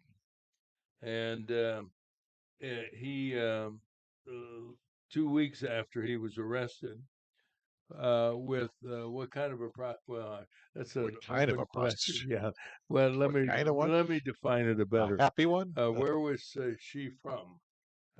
What part of California? San Francisco? No, Hollywood? Hollywood. Hollywood, Yes, yeah. a Hollywood prostitute. Uh, The show's host, Jay Leno, famously asked the English actor, "What the hell were you thinking?" Yeah. Yeah, You remember that? yeah, that's how much did he pay? How much did it cost him? I don't think that we ever don't have made it those into it. I details. don't think Well, that these are ever came details out. you'd Look want it to up know, on right? your account. But her name came out, and it was a very unusual name. Oh, the Is that hooker's on name? there? yeah, yeah. But That's what I'm he, trying. he appeared in a 1994 film that was very successful. You remember the name of the film? Notting Hill. No, Was it The Wedding? Yes. Uh, You're close to it. You're warm. You're close. It had How Julia, many? Julia Roberts How in it. many? The Wedding Singer. no, it wasn't a wedding singer. It was How many weddings? 4 weddings. weddings. 4 weddings and And a funeral. You're very good. You Yeah. guys are hot on it. And he was arrested that June didn't have 27th, 1995, in a parked car near what's famous street? Hollywood and Vine. No, that was a good one. Sunset. Sunset Boulevard, Yeah. with a prostitute named Mitzi. Divine something. Divine. Very good. Divine. That was Give me a color. Brown. Correct. Divine Brown. Come And on. charged You with can't make this stuff up. and charged with Wow. lewd That conduct was a real name? in a public place. No, I'm sure that real was not name in was there. Kamala Do Harris. prostitutes have real Anyway. names? No. At the time of his arrest, Grant, how old was he? 29. Close, but too low. 35. Ooh, close. Very close. You're warm. 36. 34. Oh, 34. How old okay. was the hooker? 24. And he was already scheduled to, I don't know how old she was, already scheduled to appear on The Tonight Show to promote another movie. What was that? Which was his first major Hollywood movie. I think he was a great actor. I thought he was a very. He was a great I mean, he was perfect for rom-coms, which I think he did a whole bunch of over the years. But what was his I'm trying first to think. major Hollywood movie? What was the title of? It had something to do with time. Back to the Future. Think about Outa. That was very good, but wrong. Oh, Think about pregnancy. 9 months? 9 months. Correct. Yeah. Okay. And the actor kept his agreement, went on the program, and spoke publicly about the incident for the first time. And when he was asked that famous question, Grant simply responded, "I did a bad thing." And Grant was praised by the media, of course, for apologizing for his behavior. And this is what the left-leaning This Day in History narrative says. In contrast to other scandal-plagued celebrities who often blame their mistake on others. That's an editorial opinion. Well, first of all, when somebody is caught in that Mm. sort of situation, my first thought is it's probably not the only time that Oh happened. yeah, It's just the only time he got You caught. got caught. yeah. And who But was he on married to?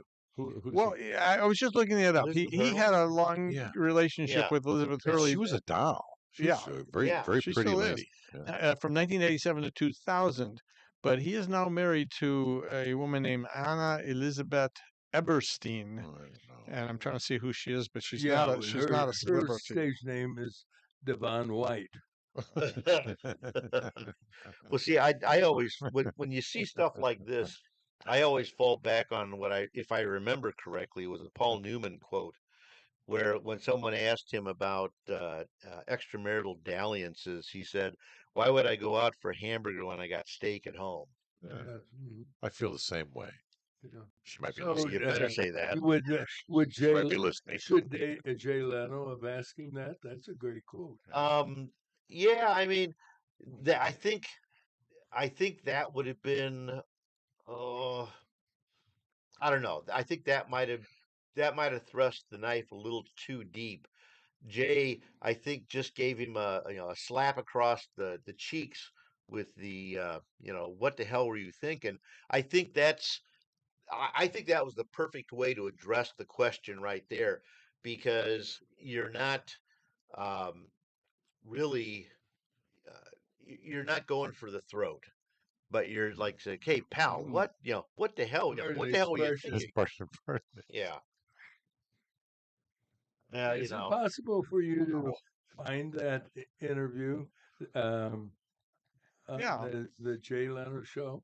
I Oh, think it I'm would. sure that's a popular one. Yeah. We will tell you weather-wise for today. Yeah, Larry. so I don't know if it's still a chance for afternoon rains, but a slight chance. High 89 tonight, partly cloudy, and possible rain, low 71. Right now, Roger, it's 72 degrees. We'll be right back. Car is making a strange noise. No matter what it is, you can't just pretend it's not happening. That's an interesting sound. It's like your mental health. If you're struggling and feeling overwhelmed, it's important to do something about it. It can be as simple as talking to someone in your community, or just taking a deep, calming breath when you need it. Nice. For mental health resources, check out loveyourmindtoday.org. At loveyourmindtoday.org, you'll find information that may help you get through a tough time. Things like tips for dealing with stress, how to navigate difficulties like financial worries, anger, substance use, and more. You can also find real stories of how people navigated their own mental health challenges. Because once you start to address the problem, you can go so much further. Visit loveyourmindtoday.org. That's loveyourmindtoday.org. Brought to you by the Huntsman Mental Health Institute and the Ad Council. Well, we're talking about Hugh Grant and the interview on the Jay Leno show.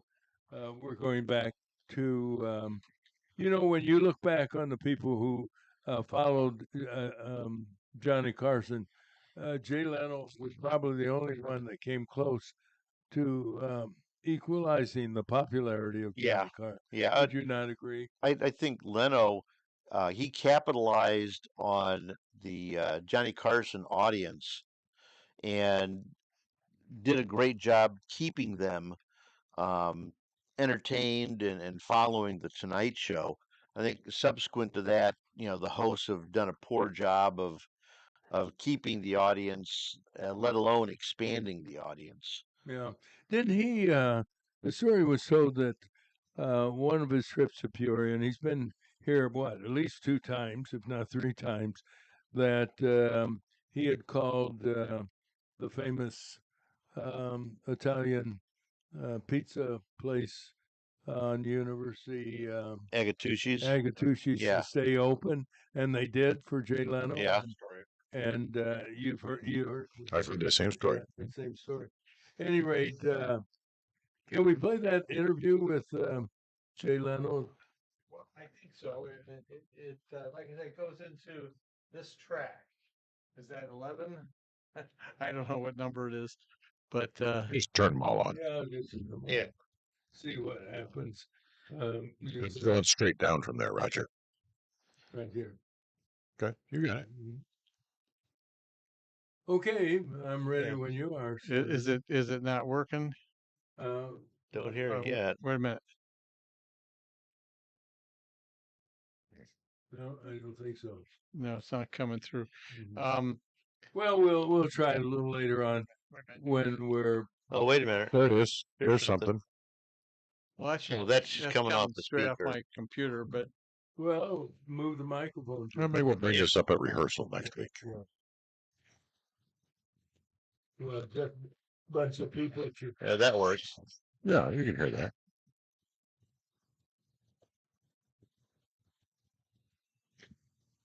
There you go. Based on the question, what the hell do you think?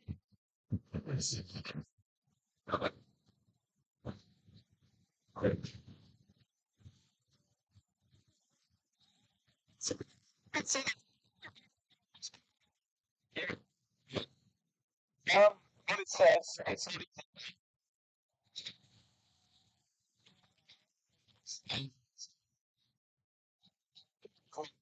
tons of div on this. Keep reading new, psychological theories and stuff like that. Sure, I was tired, or I was lonely, or I fell down the stairs when I was a child, or whatever. I think it would definitely be bollocks, really. Something like that. I think you know in life, pretty much what's happening. I don't think it's a bad thing. I did a bad thing, and there you have it. It was a bad thing. Yeah. Thank you for that insert.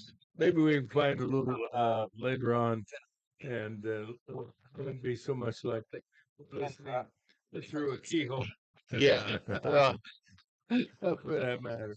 And he's still alive, is he not today? I believe so. I think so. Yeah. Jay Leno alive. Yes, they are. Well, I know Jay is a big collector of antique cars. Yes. And motorcycles. He's got quite a collection, from what I understand. Did he? What's the name of that TV show that they sell cars at remarkable prices, antique? Well, That he was it sold Barrett? one or bought one. Yeah, Barrett or Meekum. Meekham's Yeah. one I've Meekum had on an auction. occasion. Meekum actually had an auction here in Peoria. Oh, really? Probably 15 or 20 years Well, ago. no, my understanding is Ray Faber, who owned Johnson Hydraulic, he had a collection of vehicles. As a matter of fact, my brother worked for him, and Ray one day said, "Would you like to see him?" He had a climate-controlled series of garages and facilities. Well, he died, I think, last year. My understanding is Meekum came in and bought all of them. Had you heard that? Meekum generally doesn't, my understanding, and I They could don't do easily, that? they don't buy. They take them on consignment. They take them on consignment, yeah. Well, maybe that's what they And did. in fact, I got a buddy of mine is a floor guy at Las Vegas at the Meekum auction, and he's one of the crew of people that gets to push cars across the stage, which is a lot of fun, I guess. Sorry. Uh, Sorry about that. I know that's a lot more interesting than we are. I'm joking.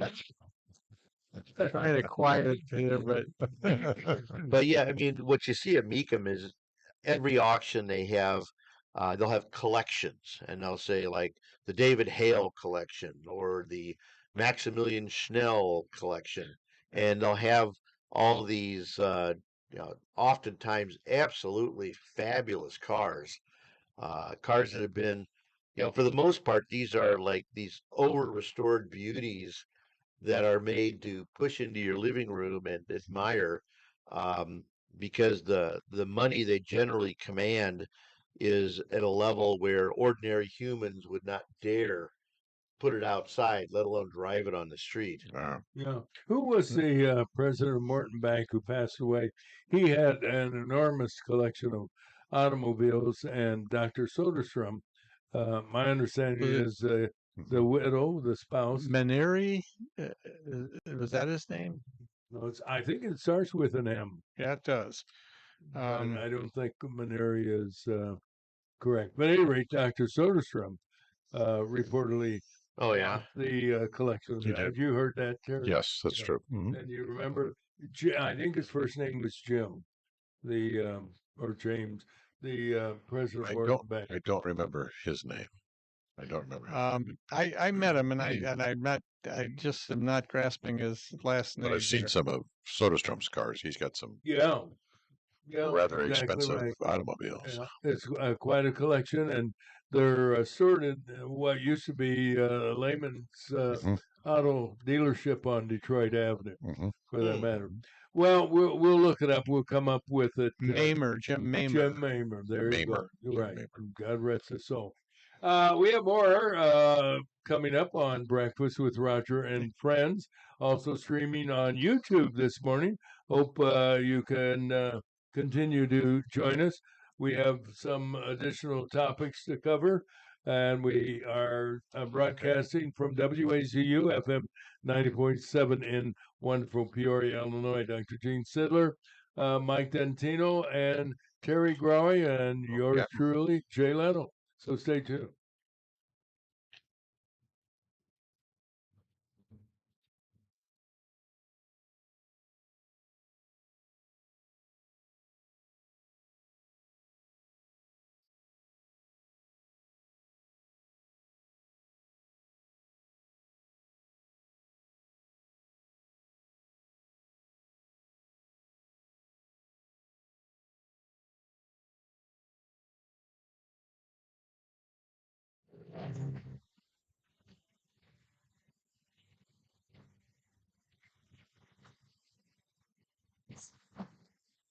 Good morning, everybody. It is Thursday, July 10th, and we start with the weather. And the weather this morning brought to you by our friends at Peoria Pet Crematory. You know, losing a pet affects just about everyone, and the caring people at Peoria Pet know that. And that's why they're available 24/7 to help you through the grieving process. And they offer several choices for care and remembrance. You can get details from Peoria Pet Crematory at 309-713-1898. And here's Terry. A lot of sun today, Roger. Slight chance for afternoon rain. High 89 tonight. Partly cloudy and possibly rain. Low 71. Chance of rain tomorrow. Sunny and a hot 92 degrees. Saturday, high 87 with a good chance for showers and thunderstorms. So it's going to be wet this week. Sunday, sunny, high 85. Right now, 72 at the Wazoo. Advanced Medical Transport is Central Illinois sponsor of our news. In a time of need, AMT will be there, and they're always there in a matter of minutes with the most skilled and advanced pre-hospital care possible. AMT, dedicated to providing a better life through better health. While we present the news with Mike Dentino. Good morning, Mike. Thanks, Roger. Well, former President Joe Biden's doctor appeared before the House Oversight Committee to answer questions regarding the health of the president. As expected, he refused to answer any questions invoking his rights under the Fifth Amendment.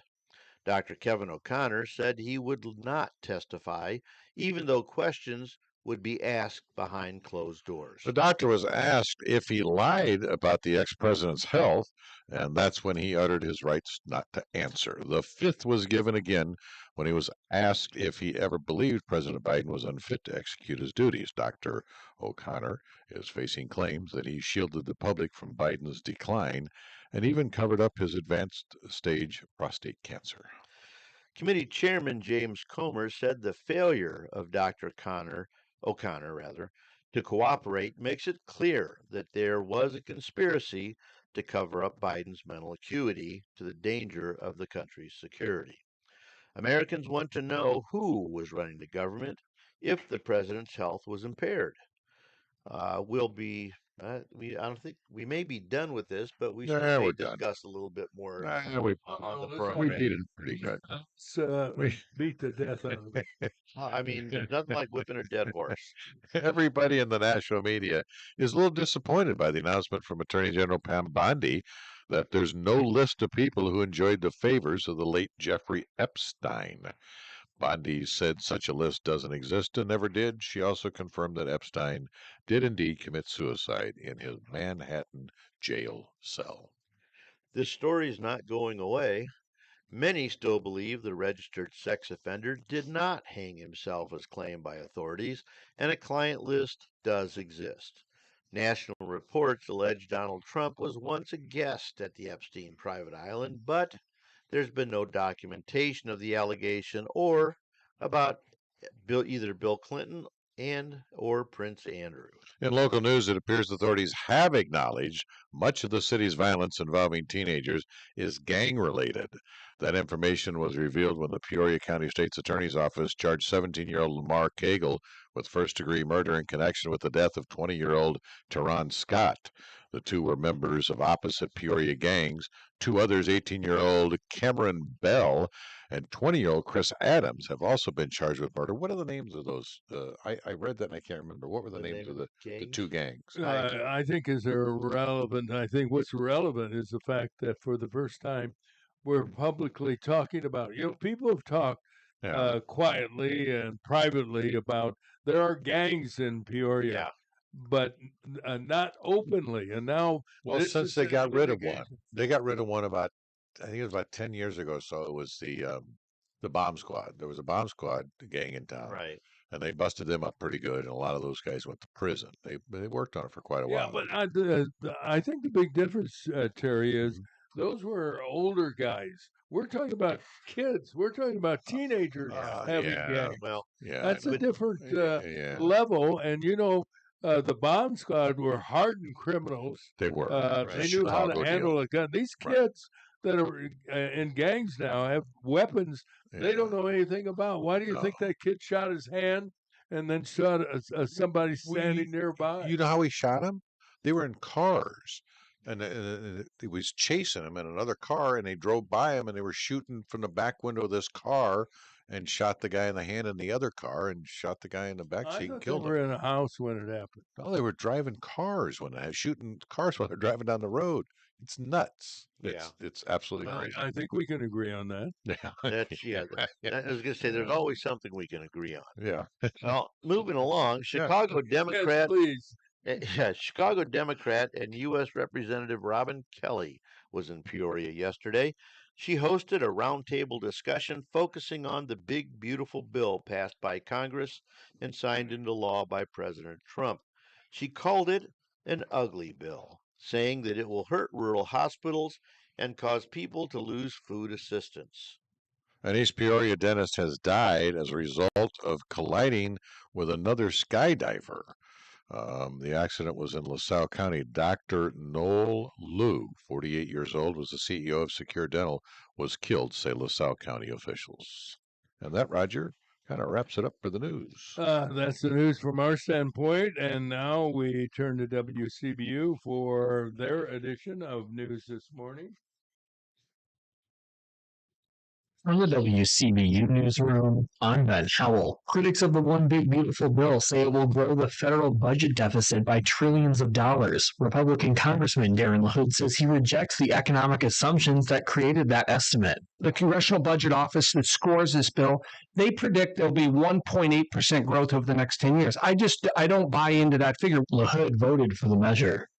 Bradley University's president is still evaluating the possible impact of changes to higher ed bundled in the Trump administration's tax and spending bill. The final bill to receive the president's signature on July 4th tightens lifetime caps on several types of federal student loans, including the elimination of a program for graduate students called Grad Plus.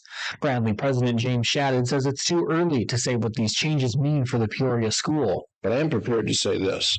If you're qualified to be at Bradley University, and you've been admitted here, we're going to make it possible for you to come here if we can. Other measures included in the Big Beautiful Bill include a higher endowment tax for the wealthiest private institutions and a program requiring schools to demonstrate consistent graduate employment to utilize federal loan programs. Peoria will provide funding for a sanitary sewer extension along Route 150 on the city's northwest side. The project will connect the existing system to the Pringle Enterprises and Haven on the Farm properties. City Attorney Patrick Hayes says a new agreement with development was necessary to expedite the process. This agreement addresses the developer's demands in order for us to get that attachment, and the terms are reasonable from the city's perspective. The project is targeted for completion next year. And men's basketball standouts Walt Lemon Jr. and Andrew Warren are among this year's Bradley Athletics Hall of Fame class. Lemon played from 2010 to 2014 and ranked 7th in scoring in program history. Warren graduated in 2011 and is the Braves' 10th leading scorer. Joining them in the 5-member class are longtime soccer head coach Jim DeRose, men's soccer player Brian Gall, and women's golfer Kelly Amundrud. I'm Ben Howell. Thank you, Ben. And we continue with a complete look at the world of sports with Dr. Gene Sidler, brought to you by BradleyFans.com. Thank you, Roger. Yes, the most comprehensive sports There report. you got it. As well as Peoria. comprehensive news and comprehensive weather. You get it all right here on Breakfast with Roger and And Brad. Bradley Fans does have the most comprehensive news about Bradley basketball and Bradley sports. If you wish to go to BradleyFans.com. But the news from yesterday, we'll start with baseball. The Chicago White Sox played an afternoon game, beat the Toronto Blue Jays 2-1, broke the Blue Jays 10-game win streak. Toronto's been hot and has moved up to the top of the American League East division now. They are ahead of the Yankees by 2.5 games, even with the loss yesterday. So Toronto, not one of the real high-end spending teams, still managing to be very competitive in that American League East, as is Tampa Bay, one of the low spenders on the totem pole. Every year seems to be in contention. They're only 4 games behind in the American League East. Anyway, White Sox did beat them and knocked off their 10-game win streak. The White Sox will start a 4-game series tonight at home against the Cleveland Indians. Cubs lost to the Minnesota Twins yesterday 4-2. Cubs managed only 4 singles in the game. Their lead over the Milwaukee Brewers was cut to just 1.5 games now in the National League Central.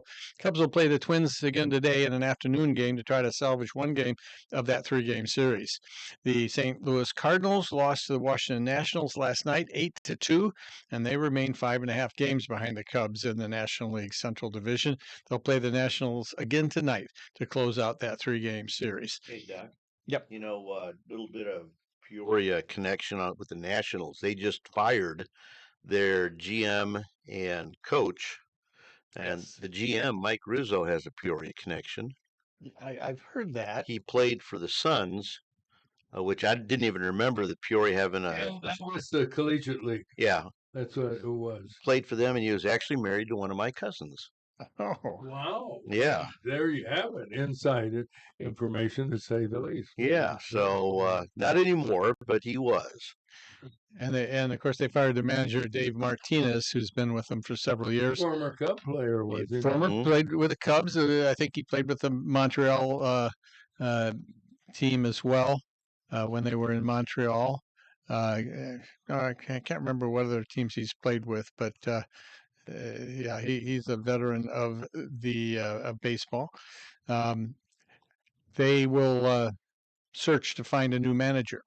And the Peoria Chiefs lost last night to the Cedar Rapids Colonels 10-5. Cedar Rapids won the first half of the Midwest League season, but they're struggling here in the second half.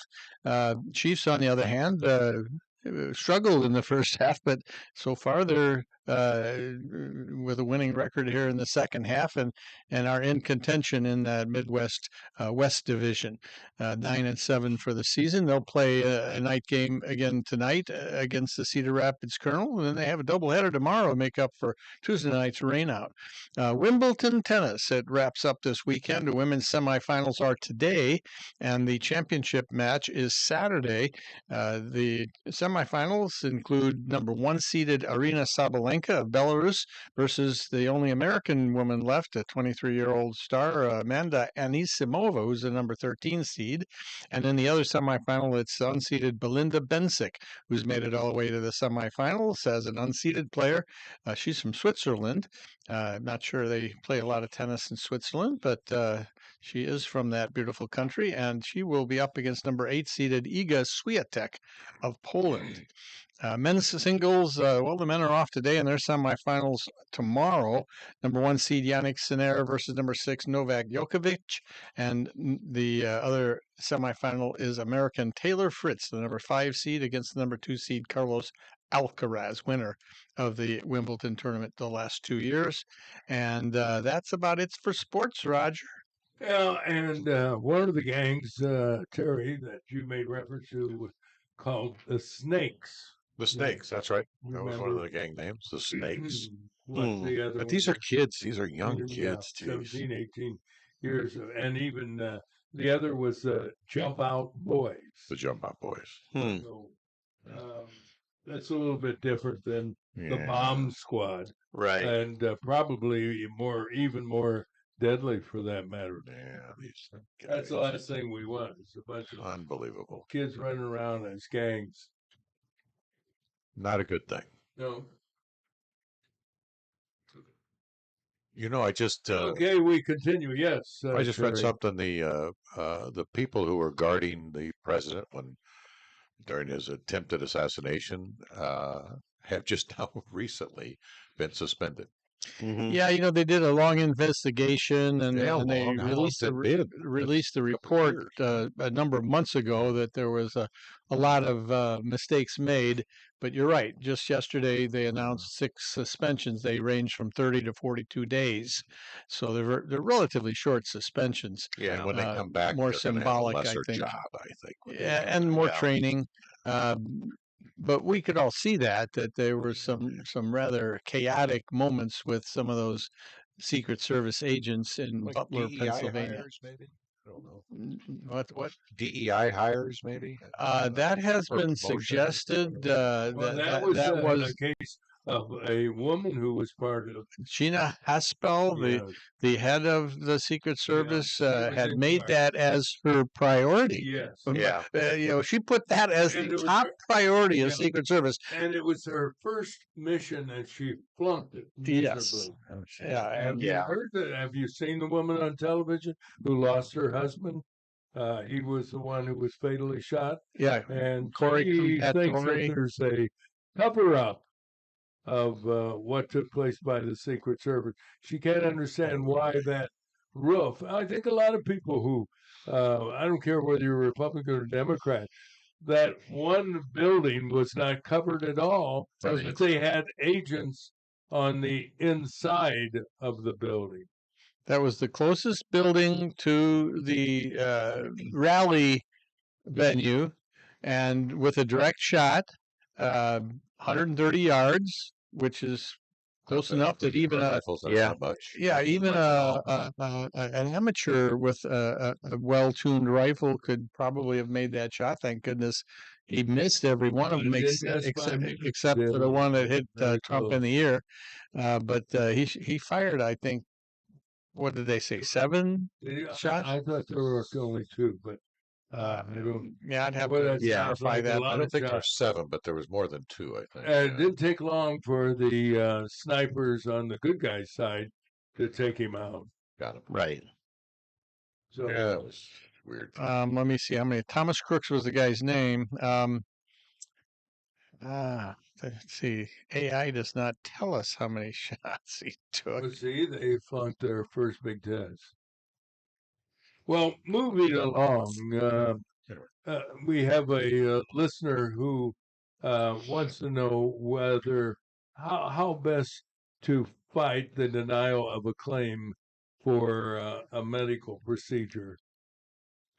Well, I mean, it tends to vary from company to company. There are specific appeal steps that if you have to have a medical procedure that requires pre-approval by your insurer, the first step is of course, you see your doctor. The doctor recommends that we do this procedure. Uh, Ordinarily, the doctor's office will be the first one to step in and submit a request, uh, which, I mean, that's not out of the ordinary. It's a little burdensome, but the doctor will submit a request. Oftentimes, they'll do what's called a peer review, where the doctor, if necessary, the doctor will go on a phone call or even a Zoom call with someone from the insurance company that's supposed to be a peer. The way they define peer sometimes, begs explanation, but they'll go have a converse. The doctors, hopefully, it's two doctors that are similar in, um, specialty Yeah. and experience, Mhm. and talk about, okay, what are you going to do? How are you going to do it? Why do we need to do it? What are the test results that show that this is the most likely uh, beneficial procedure for this patient? And it should be pro forma. It should be, oh yeah, okay, great. I'm clear on that. Sounds reasonable to me. Go ahead and do it. But the insurance companies more and more often are, well, it's I'm not sure that's the right thing, because I know from personal experience with me, with my back surgery, last year, uh, their first their first response from the insurance company is, no, we don't want you to do surgery. We want you to put him through, some Painful rehab. therapy. Yeah, painful. And I ended up doing one therapy session, which, increased my level of pain and decreased my level of mobility by great leaps and bounds. Uh, Are you sure they were leaps? well, it was more like falls and Yeah, and I and was going to say, contortions. yeah. Yeah. But and when something like that happens, suddenly, uh, your whole world can be turned upside down. Because I went from being someone who could hobble back and forth to the bathroom to someone who was peeing in a Gatorade bottle because it hurt too much to stand up. Oh, well, thanks for sharing. Yeah, well, I like to overshare. I'm going to choose my Gatorade colors a little more purple now. I would drink lemon lime. It was not a drink in our household for a while. But Well, I think the insurance companies, their job is to make money and save money, and the doctors is to help patients. I mean, And they're looking at those- totally differently than yeah, each other. those are two almost mutually exclusive objectives. And and the doc knows even better than I do that that's creating some real Oh, it's problems in medicine, because and I think it's going to get worse, because I think what we're going to start seeing, if we're not seeing it already, are artificial intelligence going, all this stuff being shoved into a computer, and it's going to start spitting out no, no, no, no, no to all these pre-approvals that are required by insurance companies, and we're going to have to then go backwards and reinvent the wheel and go through even more of these peer review programs that seem to be coming more and more often. It's not peer review; it's the doctor talking to a nurse practitioner, or God forbid, just some sort of technician that has neither the credentials nor the experience to make what I would say is a reasoned medical judgment on the necessity of one procedure over another. Yeah. Dr. Sidler, you've been a part of the conversations, I'm sure. I'll give you an example, and I'm sure you can give others, where the cardiologist was seeking approval for insertion of a pacemaker, and was talking to a doctor representing the insurance company who was an obstetrician. Oh, that happens all the time. Most of these consultant doctors are doctors who are retired, family practice doctors, doctors without any knowledge in the specialty that they're making decisions on. I think I've told this story before. One time I had to get on the phone and request an additional couple of days in the hospital for a patient who was severely ill with a cardiac problem, and yet was being told by insurance that his coverage was up and had to be discharged. So after going through several steps, you finally get to a physician. So I'm talking to a doctor, and I said he gave him the whole story that he really needs a couple more days to get his condition stabilized and on the right medications. And this doctor put his hand over the phone because I could still hear him. First he says, "Okay, I'm going to consult with my cardiology specialist," and he puts over the phone and he's talking to his secretary. There's no cardiologist sitting in the room with this guy. Like these insurance companies have rooms full of doctors with 18 specialists or something. No.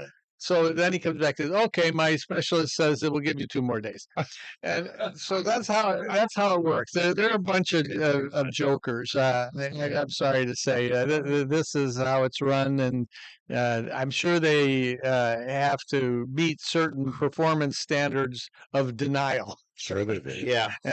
And he was trying to deny, but the information I was giving him was too overwhelming, and he had to give me a couple more days for my patient. So Yeah, that's just so discouraging because, as a consumer, you're paying, or your employer is paying considerable amounts of money to help keep you, if it's not too much, alive and well. And you're at odds with the corporate ethos of let's make more money. And we can't make more money if we're spending it on, trying to keep you alive. I mean, just go ahead and die. It's discouraging, and we're getting more and more of that because insurance companies, as much as you'd like to think that, well, they're in it to help pay for my health care. No, they're in it to collect premiums and to try to pay out as little as possible because we don't want you wasting money on something like medical care. I mean, geez, what do you think we're here for? Well, it's interesting that the communist who's been nominated by Democrats as the next mayor of New York City said that the insurance companies are out to make money. Well, so's Hy-Vee and some of the other places you might say, or auto dealers. They're all out to make money. Right. Well, what a concept. yeah, everybody has a job at companies. If they don't make money, they go out of business. That's kind of axiomatic. But it's one of those things that they have to, there has to be a certain balance here. I understand, without making money, you can't keep stockholders. Stockholders want to make money off the stock that they hold. That's why they're giving money to these companies so that they can make money.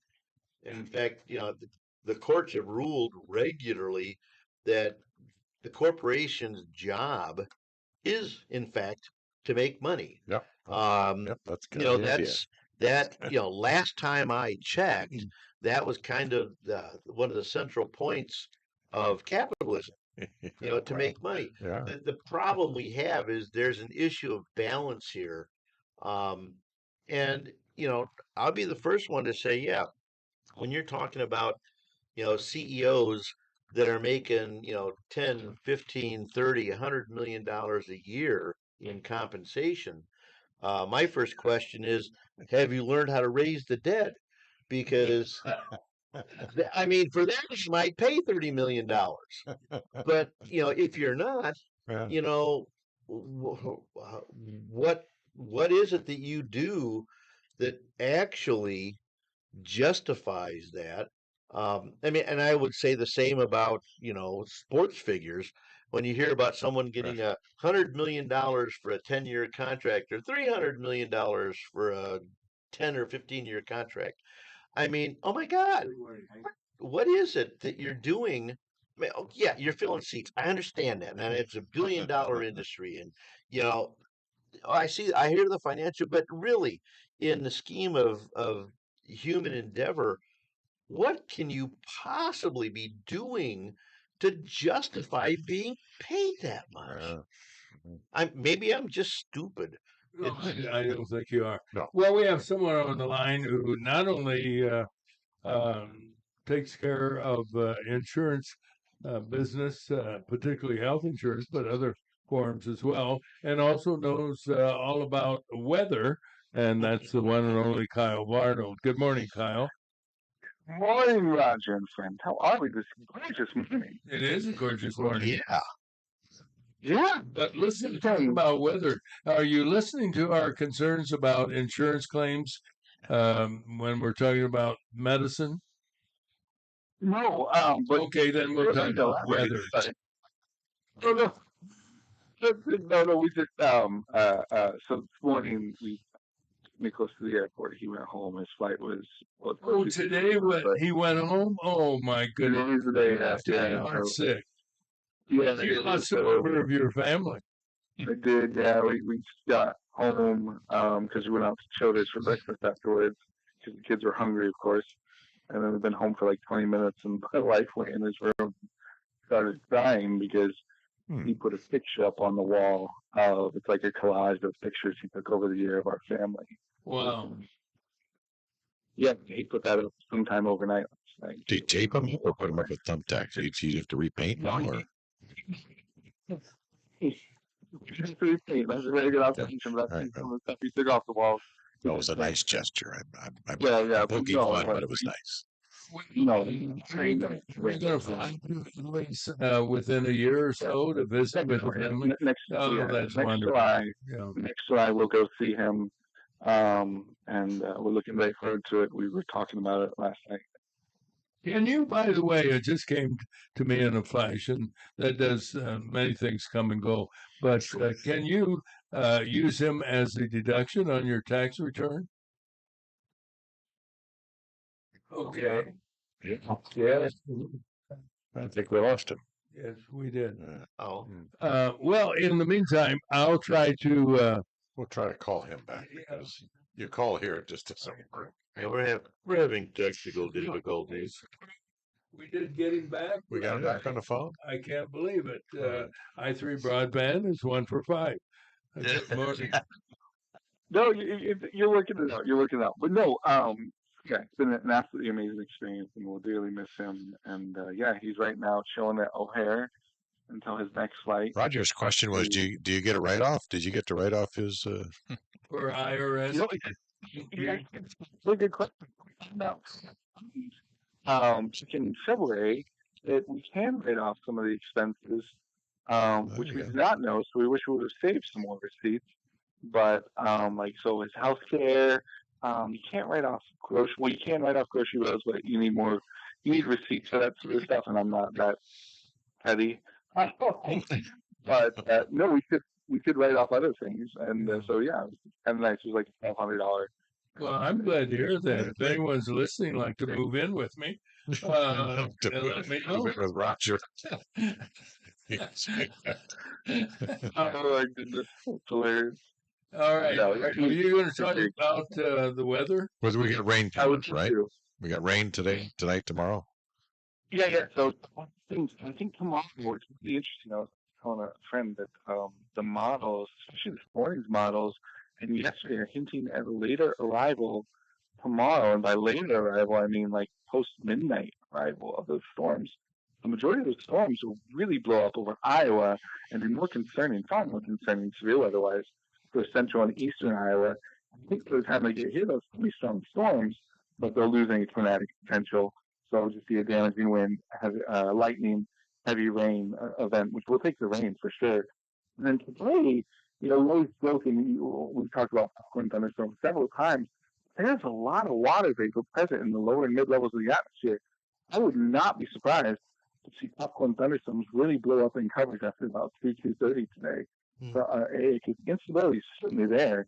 We have this outflow boundary, which is like a little mini cold front, and it's coming out from decaying storms in Iowa. And by the time it gets here around 2, 3 o'clock, with the daytime heating, this little cold pocket, I think, could initiate new storms where those convective temperatures are reached. So I wouldn't be surprised to see these like pulse storms, these little single cell storms, very, very scattered in coverage. But I think they will bring some more beneficial rainfall Okay. and some a pretty active mid afternoon. And 90s tomorrow, is that right? 90s again tomorrow? Yeah. Okay. So the Southwest Front has been giving us these rain chances. We got 1.68 inches in Washington on Tuesday. But these front actually is going to come back north as a warm front overnight tonight, and it will be in the low 90s tomorrow with heat indexes and humidity dew points. We could be almost feels like 100 degrees tomorrow. Oh, So wow. very, very warm. And then we'll be warm through the weekend. But we have a cold front, a pretty dominant cold front looking to move into the picture next Tuesday night. And on the backside of that, believe it or not, for mid-July, we could be looking at temperatures in the upper 70s. Ooh, I like that. Yeah. Well, What is the warmest time of year? We're actually in some of the coolest days of July.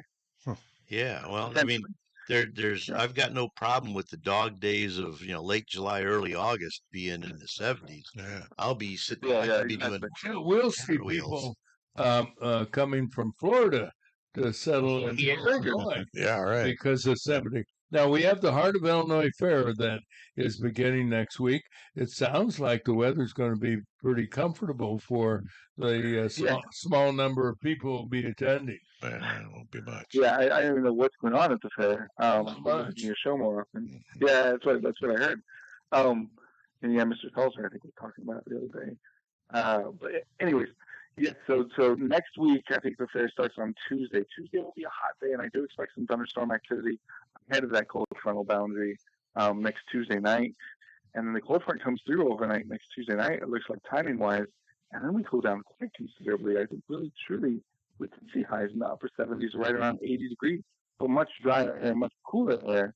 So really nice cool down for July 17th, 18th, and 19th. So actually, so really, really nice weather needs to be in the picture starting next midweek. Okay. All right. Well, we're optimistic about here it is, July 10th, and you're talking about a cold front. I mean, when was the last time that happened? Well, no, frontal boundaries are very, very common. So the cold front happens. I mean, it's a cooler sector of air moving in along that frontal boundary accompanied by that low pressure system. But the fact that we're looking at maybe potentially 15, 20 degree temperature swing, and that it sustains itself with the northwest flow for at least 2 to 3 days, that is really kind of uncommon, especially the time frame we're looking at mid-July. Well, as always, Mr. Weather, thank you very much for an update on our wonderful Midwestern weather. This cold front that's coming in, is that the result of climate change? No, that is a result of weather pattern, atmospheric dynamics, Okay. cyclogenesis, all of the above. No, this climate change narrative. I tell you what, I heard Al Roker last night on NBC Nightly News talking about, we're seeing this heavy rainfall and these heavy pockets of storms and all that stuff as a result of climate change. No, Al, it's July, and this is weather patterns, and this is cloud bodies, and this is typical stuff you should have learned Seneca University or where the hell you attended school in New York that you didn't get a meteorology degree at. This is like, are you kidding me right now? It's unbelievable. I mean, any little change in the weather, anything disastrous, they try to match it up with climate change. And climate change is so vague, too, which really pisses me off on top of everything else. So I'm going to take my Andy Rooney hat off here and stuff there, but yeah. Okay. And thanks so much as always, Andy. Never wonder why. Anyway. Okay, thanks. Kyle Arnold, Mr. Weather with the latest. And let's bring you up to date with our news at the bottom of the hour.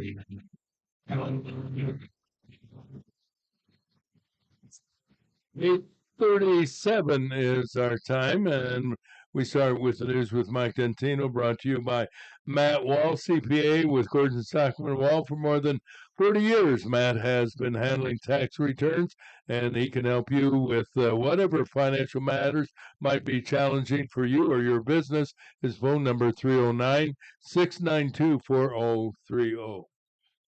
Okay, here's Mike. I was waiting for my lead in. Yes, ladies and gentlemen, here's Mike Dentino of the well-known Dentino Entertainment Group. That's right, the dancing Dentinos. Yeah. Thanks, Roger.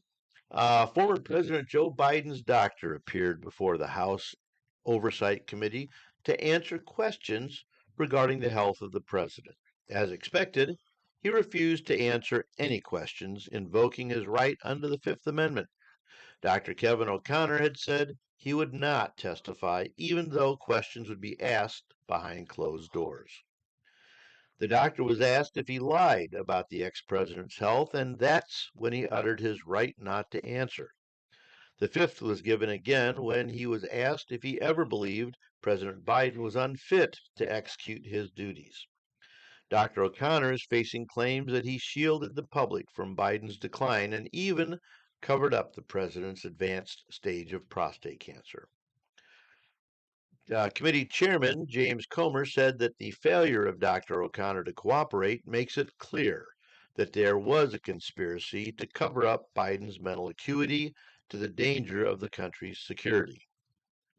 The national media is disappointed by the announcement from the Attorney General Pam Bondi that there's no list of people who enjoyed, the favors of the late Jeffrey Epstein. Bondi said such a list doesn't exist and never did. She also confirmed that Epstein did indeed commit suicide in his Manhattan jail cell. In local news, it appears authorities are now acknowledging much of the city's violence involving teenagers is gang-related. That information was revealed when the Peoria County State's Attorney Office charged 17-year-old Lamar Cagle with first-degree murder in connection with the death of 20-year-old Teron Scott on June 20th.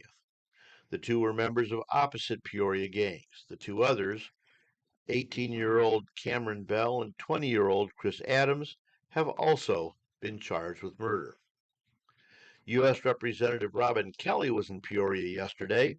She hosted a roundtable discussion focusing on the big, beautiful bill passed by Congress and signed by President Trump. She called it an ugly bill, saying that it will hurt rural hospitals and cause people to lose food assistance. One person at the event said she's already received notice of cancellation of her Health Alliance plan.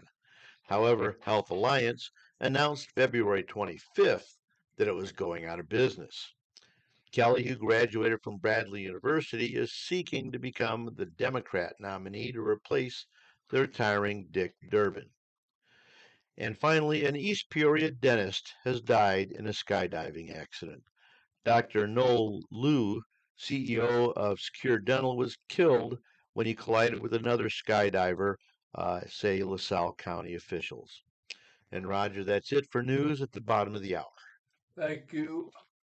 As always, thank you very kindly. Thank you very much. And now, how about a check of the weather? You know, it started with a mother and a daughter, both registered nurses who felt the need to provide home health care in the rural areas of central Illinois. And that was the beginning of Spoon River Home Health Services. Today, Spoon River Home Health has grown to serve people throughout central Illinois with nurses, therapists, and home care assistants. Learn more from Spoon River at 309-245-0723. Wet this afternoon, tonight, tomorrow, and on Saturday. High today 89, low tonight 71, tomorrow 92, on Saturday 87. Right now 78 degrees at the Wazoo.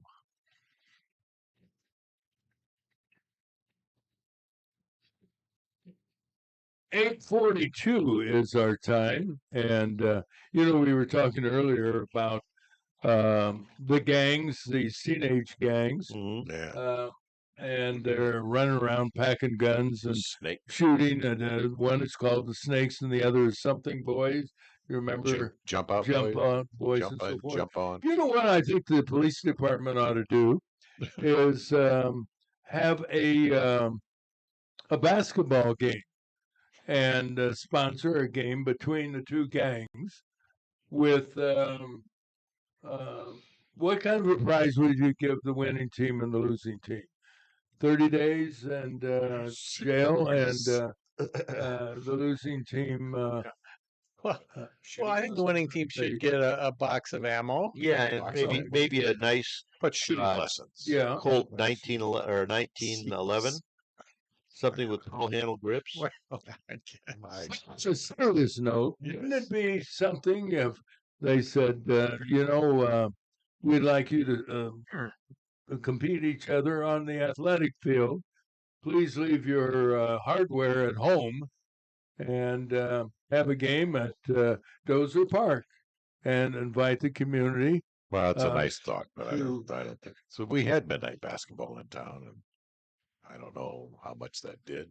Well, I think it did a lot. We didn't have back then what we're having now. Well, that's but yeah, I think you guys are naysayers. Yes, I know. An idea. We're negative Nellies. Quit. Please don't quit. Yeah. Nobody else wants to do that. As long as we have pastries every morning. Pastries every year. There we go. Count on me.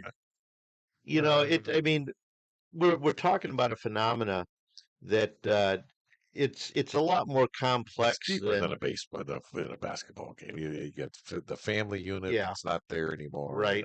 There's a lot of things. What do you mean logical now? Oh, sorry. Let him finish the thought. No, I didn't. A wonderful thought. He was going down the wrong way. Yeah, well, you know, I'm usually going down the wrong way, and I get tickets for it regularly. But yeah, you know, I mean, it's a very complex situation because the family unit, particularly in the Black community, has been degraded greatly, starting with the Great Society programs. But I mean, and it's a lot more complicated than that. It's a multifaceted problem that we tend to want to take a single avenue. You know, like, okay, we need to hire lots more social workers and put more people in the field so that we can help them with social workers and keep the police away from there because all they do is aggravate everybody. And then there's the other that, we just need to sweep them all up and lock them away.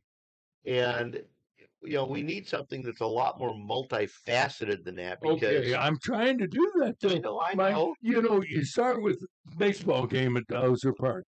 Then you do a basketball game between the two. Where do we have basketball? Would it the Civic Center? Would that be okay? And then what do you follow it up with? Boxing. Wouldn't that be wonderful? And you put up a ring in downtown Peoria like we used to do with Golden Gloves on Madison Avenue between Main and Fulton Street. And that is your multifaceted solution. With the level of anxiety and angst that we have, I think we might want to start with the boxing. Yes, you know what? Or not a demolition derby. Well, I like that idea. Yeah. Peoria Speedway's underused right now. A demolition derby. You're exactly right. And the one rule is no stolen cars. No. I think that might be the whole purpose. Either stolen cars, and the winning team gets to keep the car. Yeah, if you can drive away after the demolition derby, it's yours. It's yours. Okay, it's a great idea. You know, I like. You know, I think we're onto something. I like the concept of that. Well, you know, I mean, I think that would be a much better way if you want to extend like the cash for clunkers type of thinking. Sure. You know, that would take a lot of the rusty, clapped out. No, you'd have to change it to make it worthwhile. It's cash for Cadillacs. Gosh, well, clunkers. Let's do it with you don't want to steal a clunker. Let's do it with boats, and if they sink and they can't swim, that's their problem. Well, that would be the next one. Would be swimming. No, I think we're going down a bad road here. No, now you've got Boxing would be followed by swimming in the Illinois River. Yeah, And participants would be taken out on a barge in the channel. And say first one to shore would get a conquer. Breakfast with Roger and Friends will sponsor that first one. No part of this.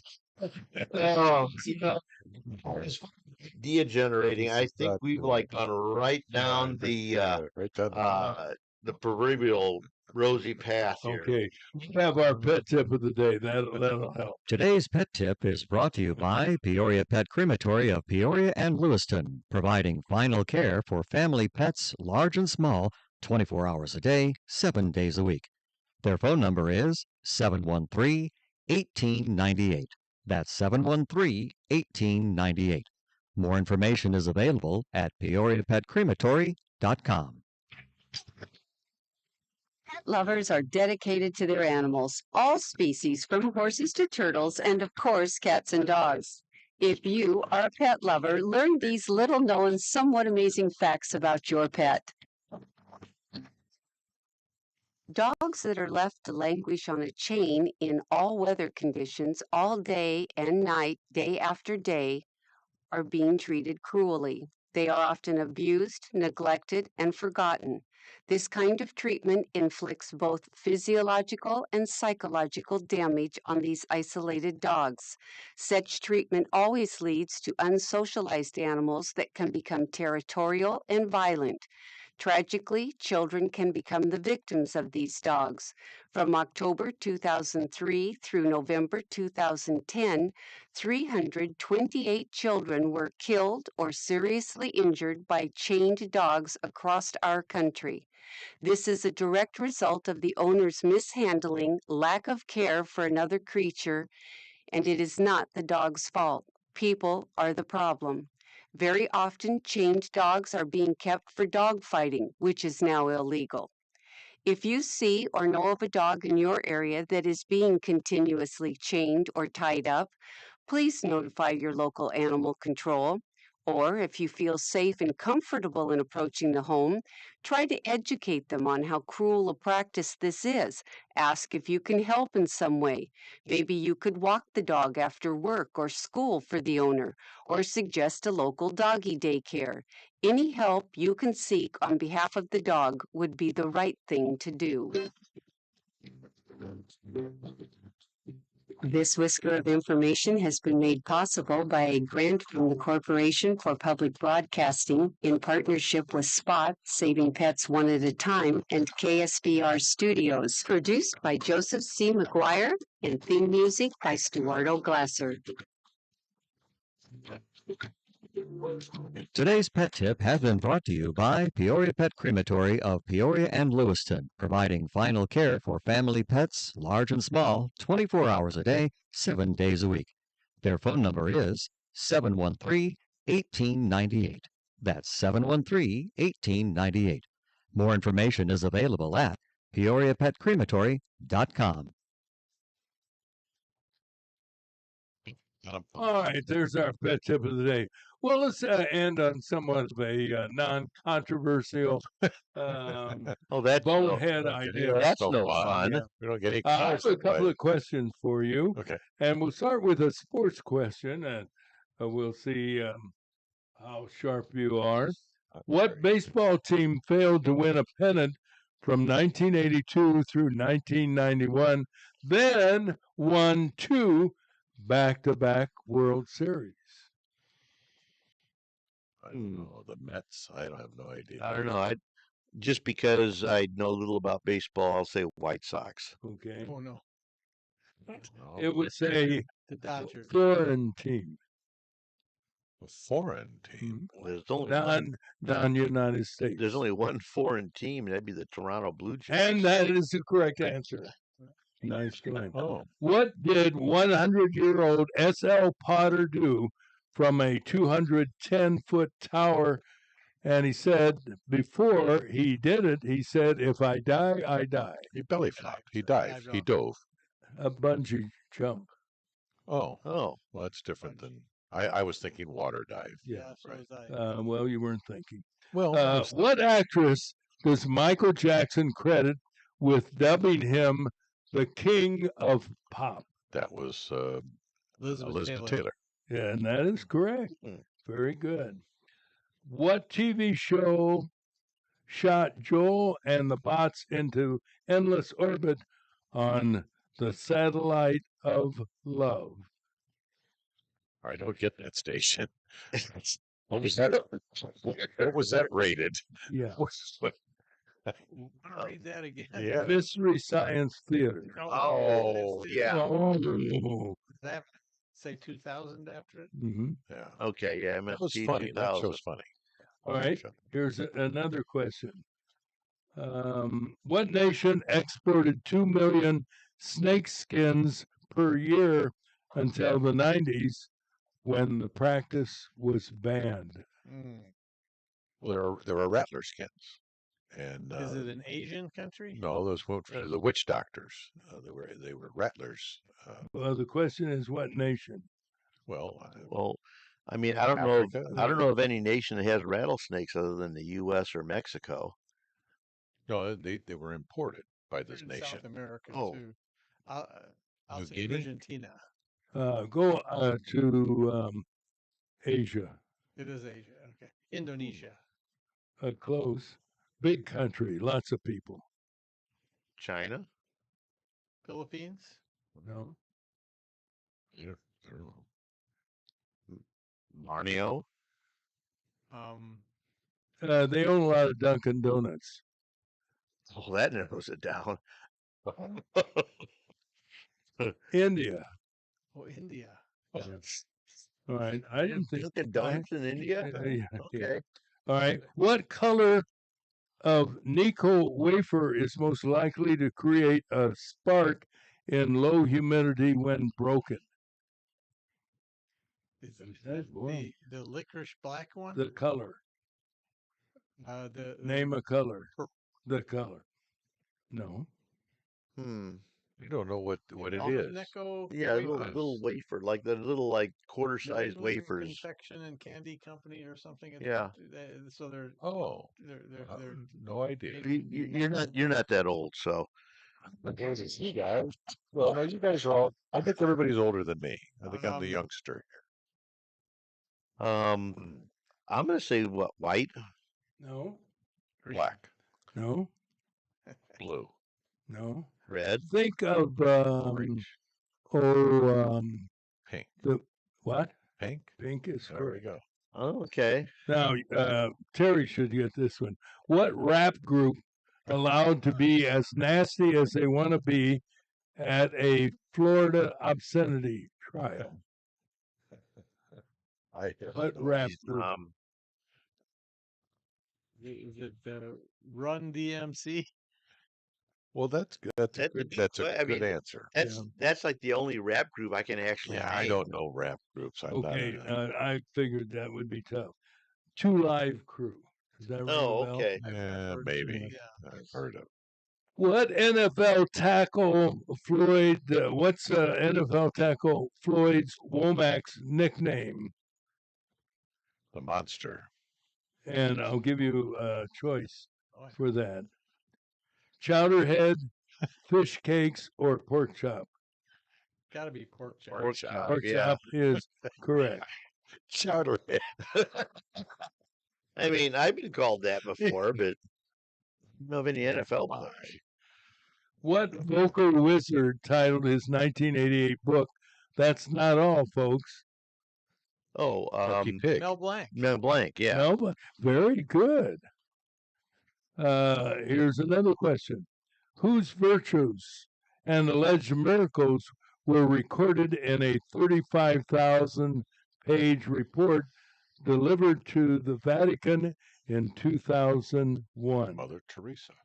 Yes. Mother Teresa is good. Yeah. Good Catholic. What U.S. state citizens of Talkeetna wait all year for the Moose Dropping Festival? Oh, what state? Yes. It's Alaska. And very good. I knew you would find something about any rate, what Northern California city showcases National Medal of Technology laureates in its Tech Museum of Innovation? Ooh. Palo Alto? San Jose. San Jose is Oh, very correct. good. Let's hear it for the GE College Bowl answer. Who said of her starring role in Citizen Ruth, it's very freeing to play an intolerable, thoroughly unlikable character? Catherine. No, I've never heard of this movie. I haven't either. I And think, we don't know. I We think need Terry it's here for the I think it's about Ruth old movie Ruth questions. Bader Ginsburg. Ginsburg. Yeah. No, this What's her gal's initials? last name is the same of a guy that is always a bad guy, particularly a bad guy in one of John Wayne's movie. The guy from Chillicothe? No. No. What are Uh, the initials? it is Kiwani? LD, and I'm thinking of Bruce Dern.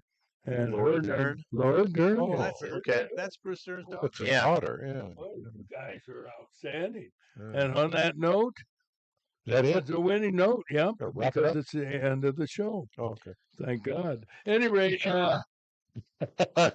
Mercy, let's call him mercy Hey. killing. thank this distinguished panel, because they did two wonderful things. One of which is to Two. perform surgery on a chair that I bought that you could move around on, Did Gene? and we found the root cause. Just don't turn. And That's why you got the chair so cheap. I want to thank the doctor for, and really also the two other panelists, Mike Tantino and Terry Dunn, for the diagnosis. I need to get 5 new coasters or casters. Casters, yeah, for cast your wheel chair. coasters. Do it. Yeah, Wheels. you know, Have a great day, everybody. Remember, God loves you, and so do we. Thanks for joining us on YouTube, too.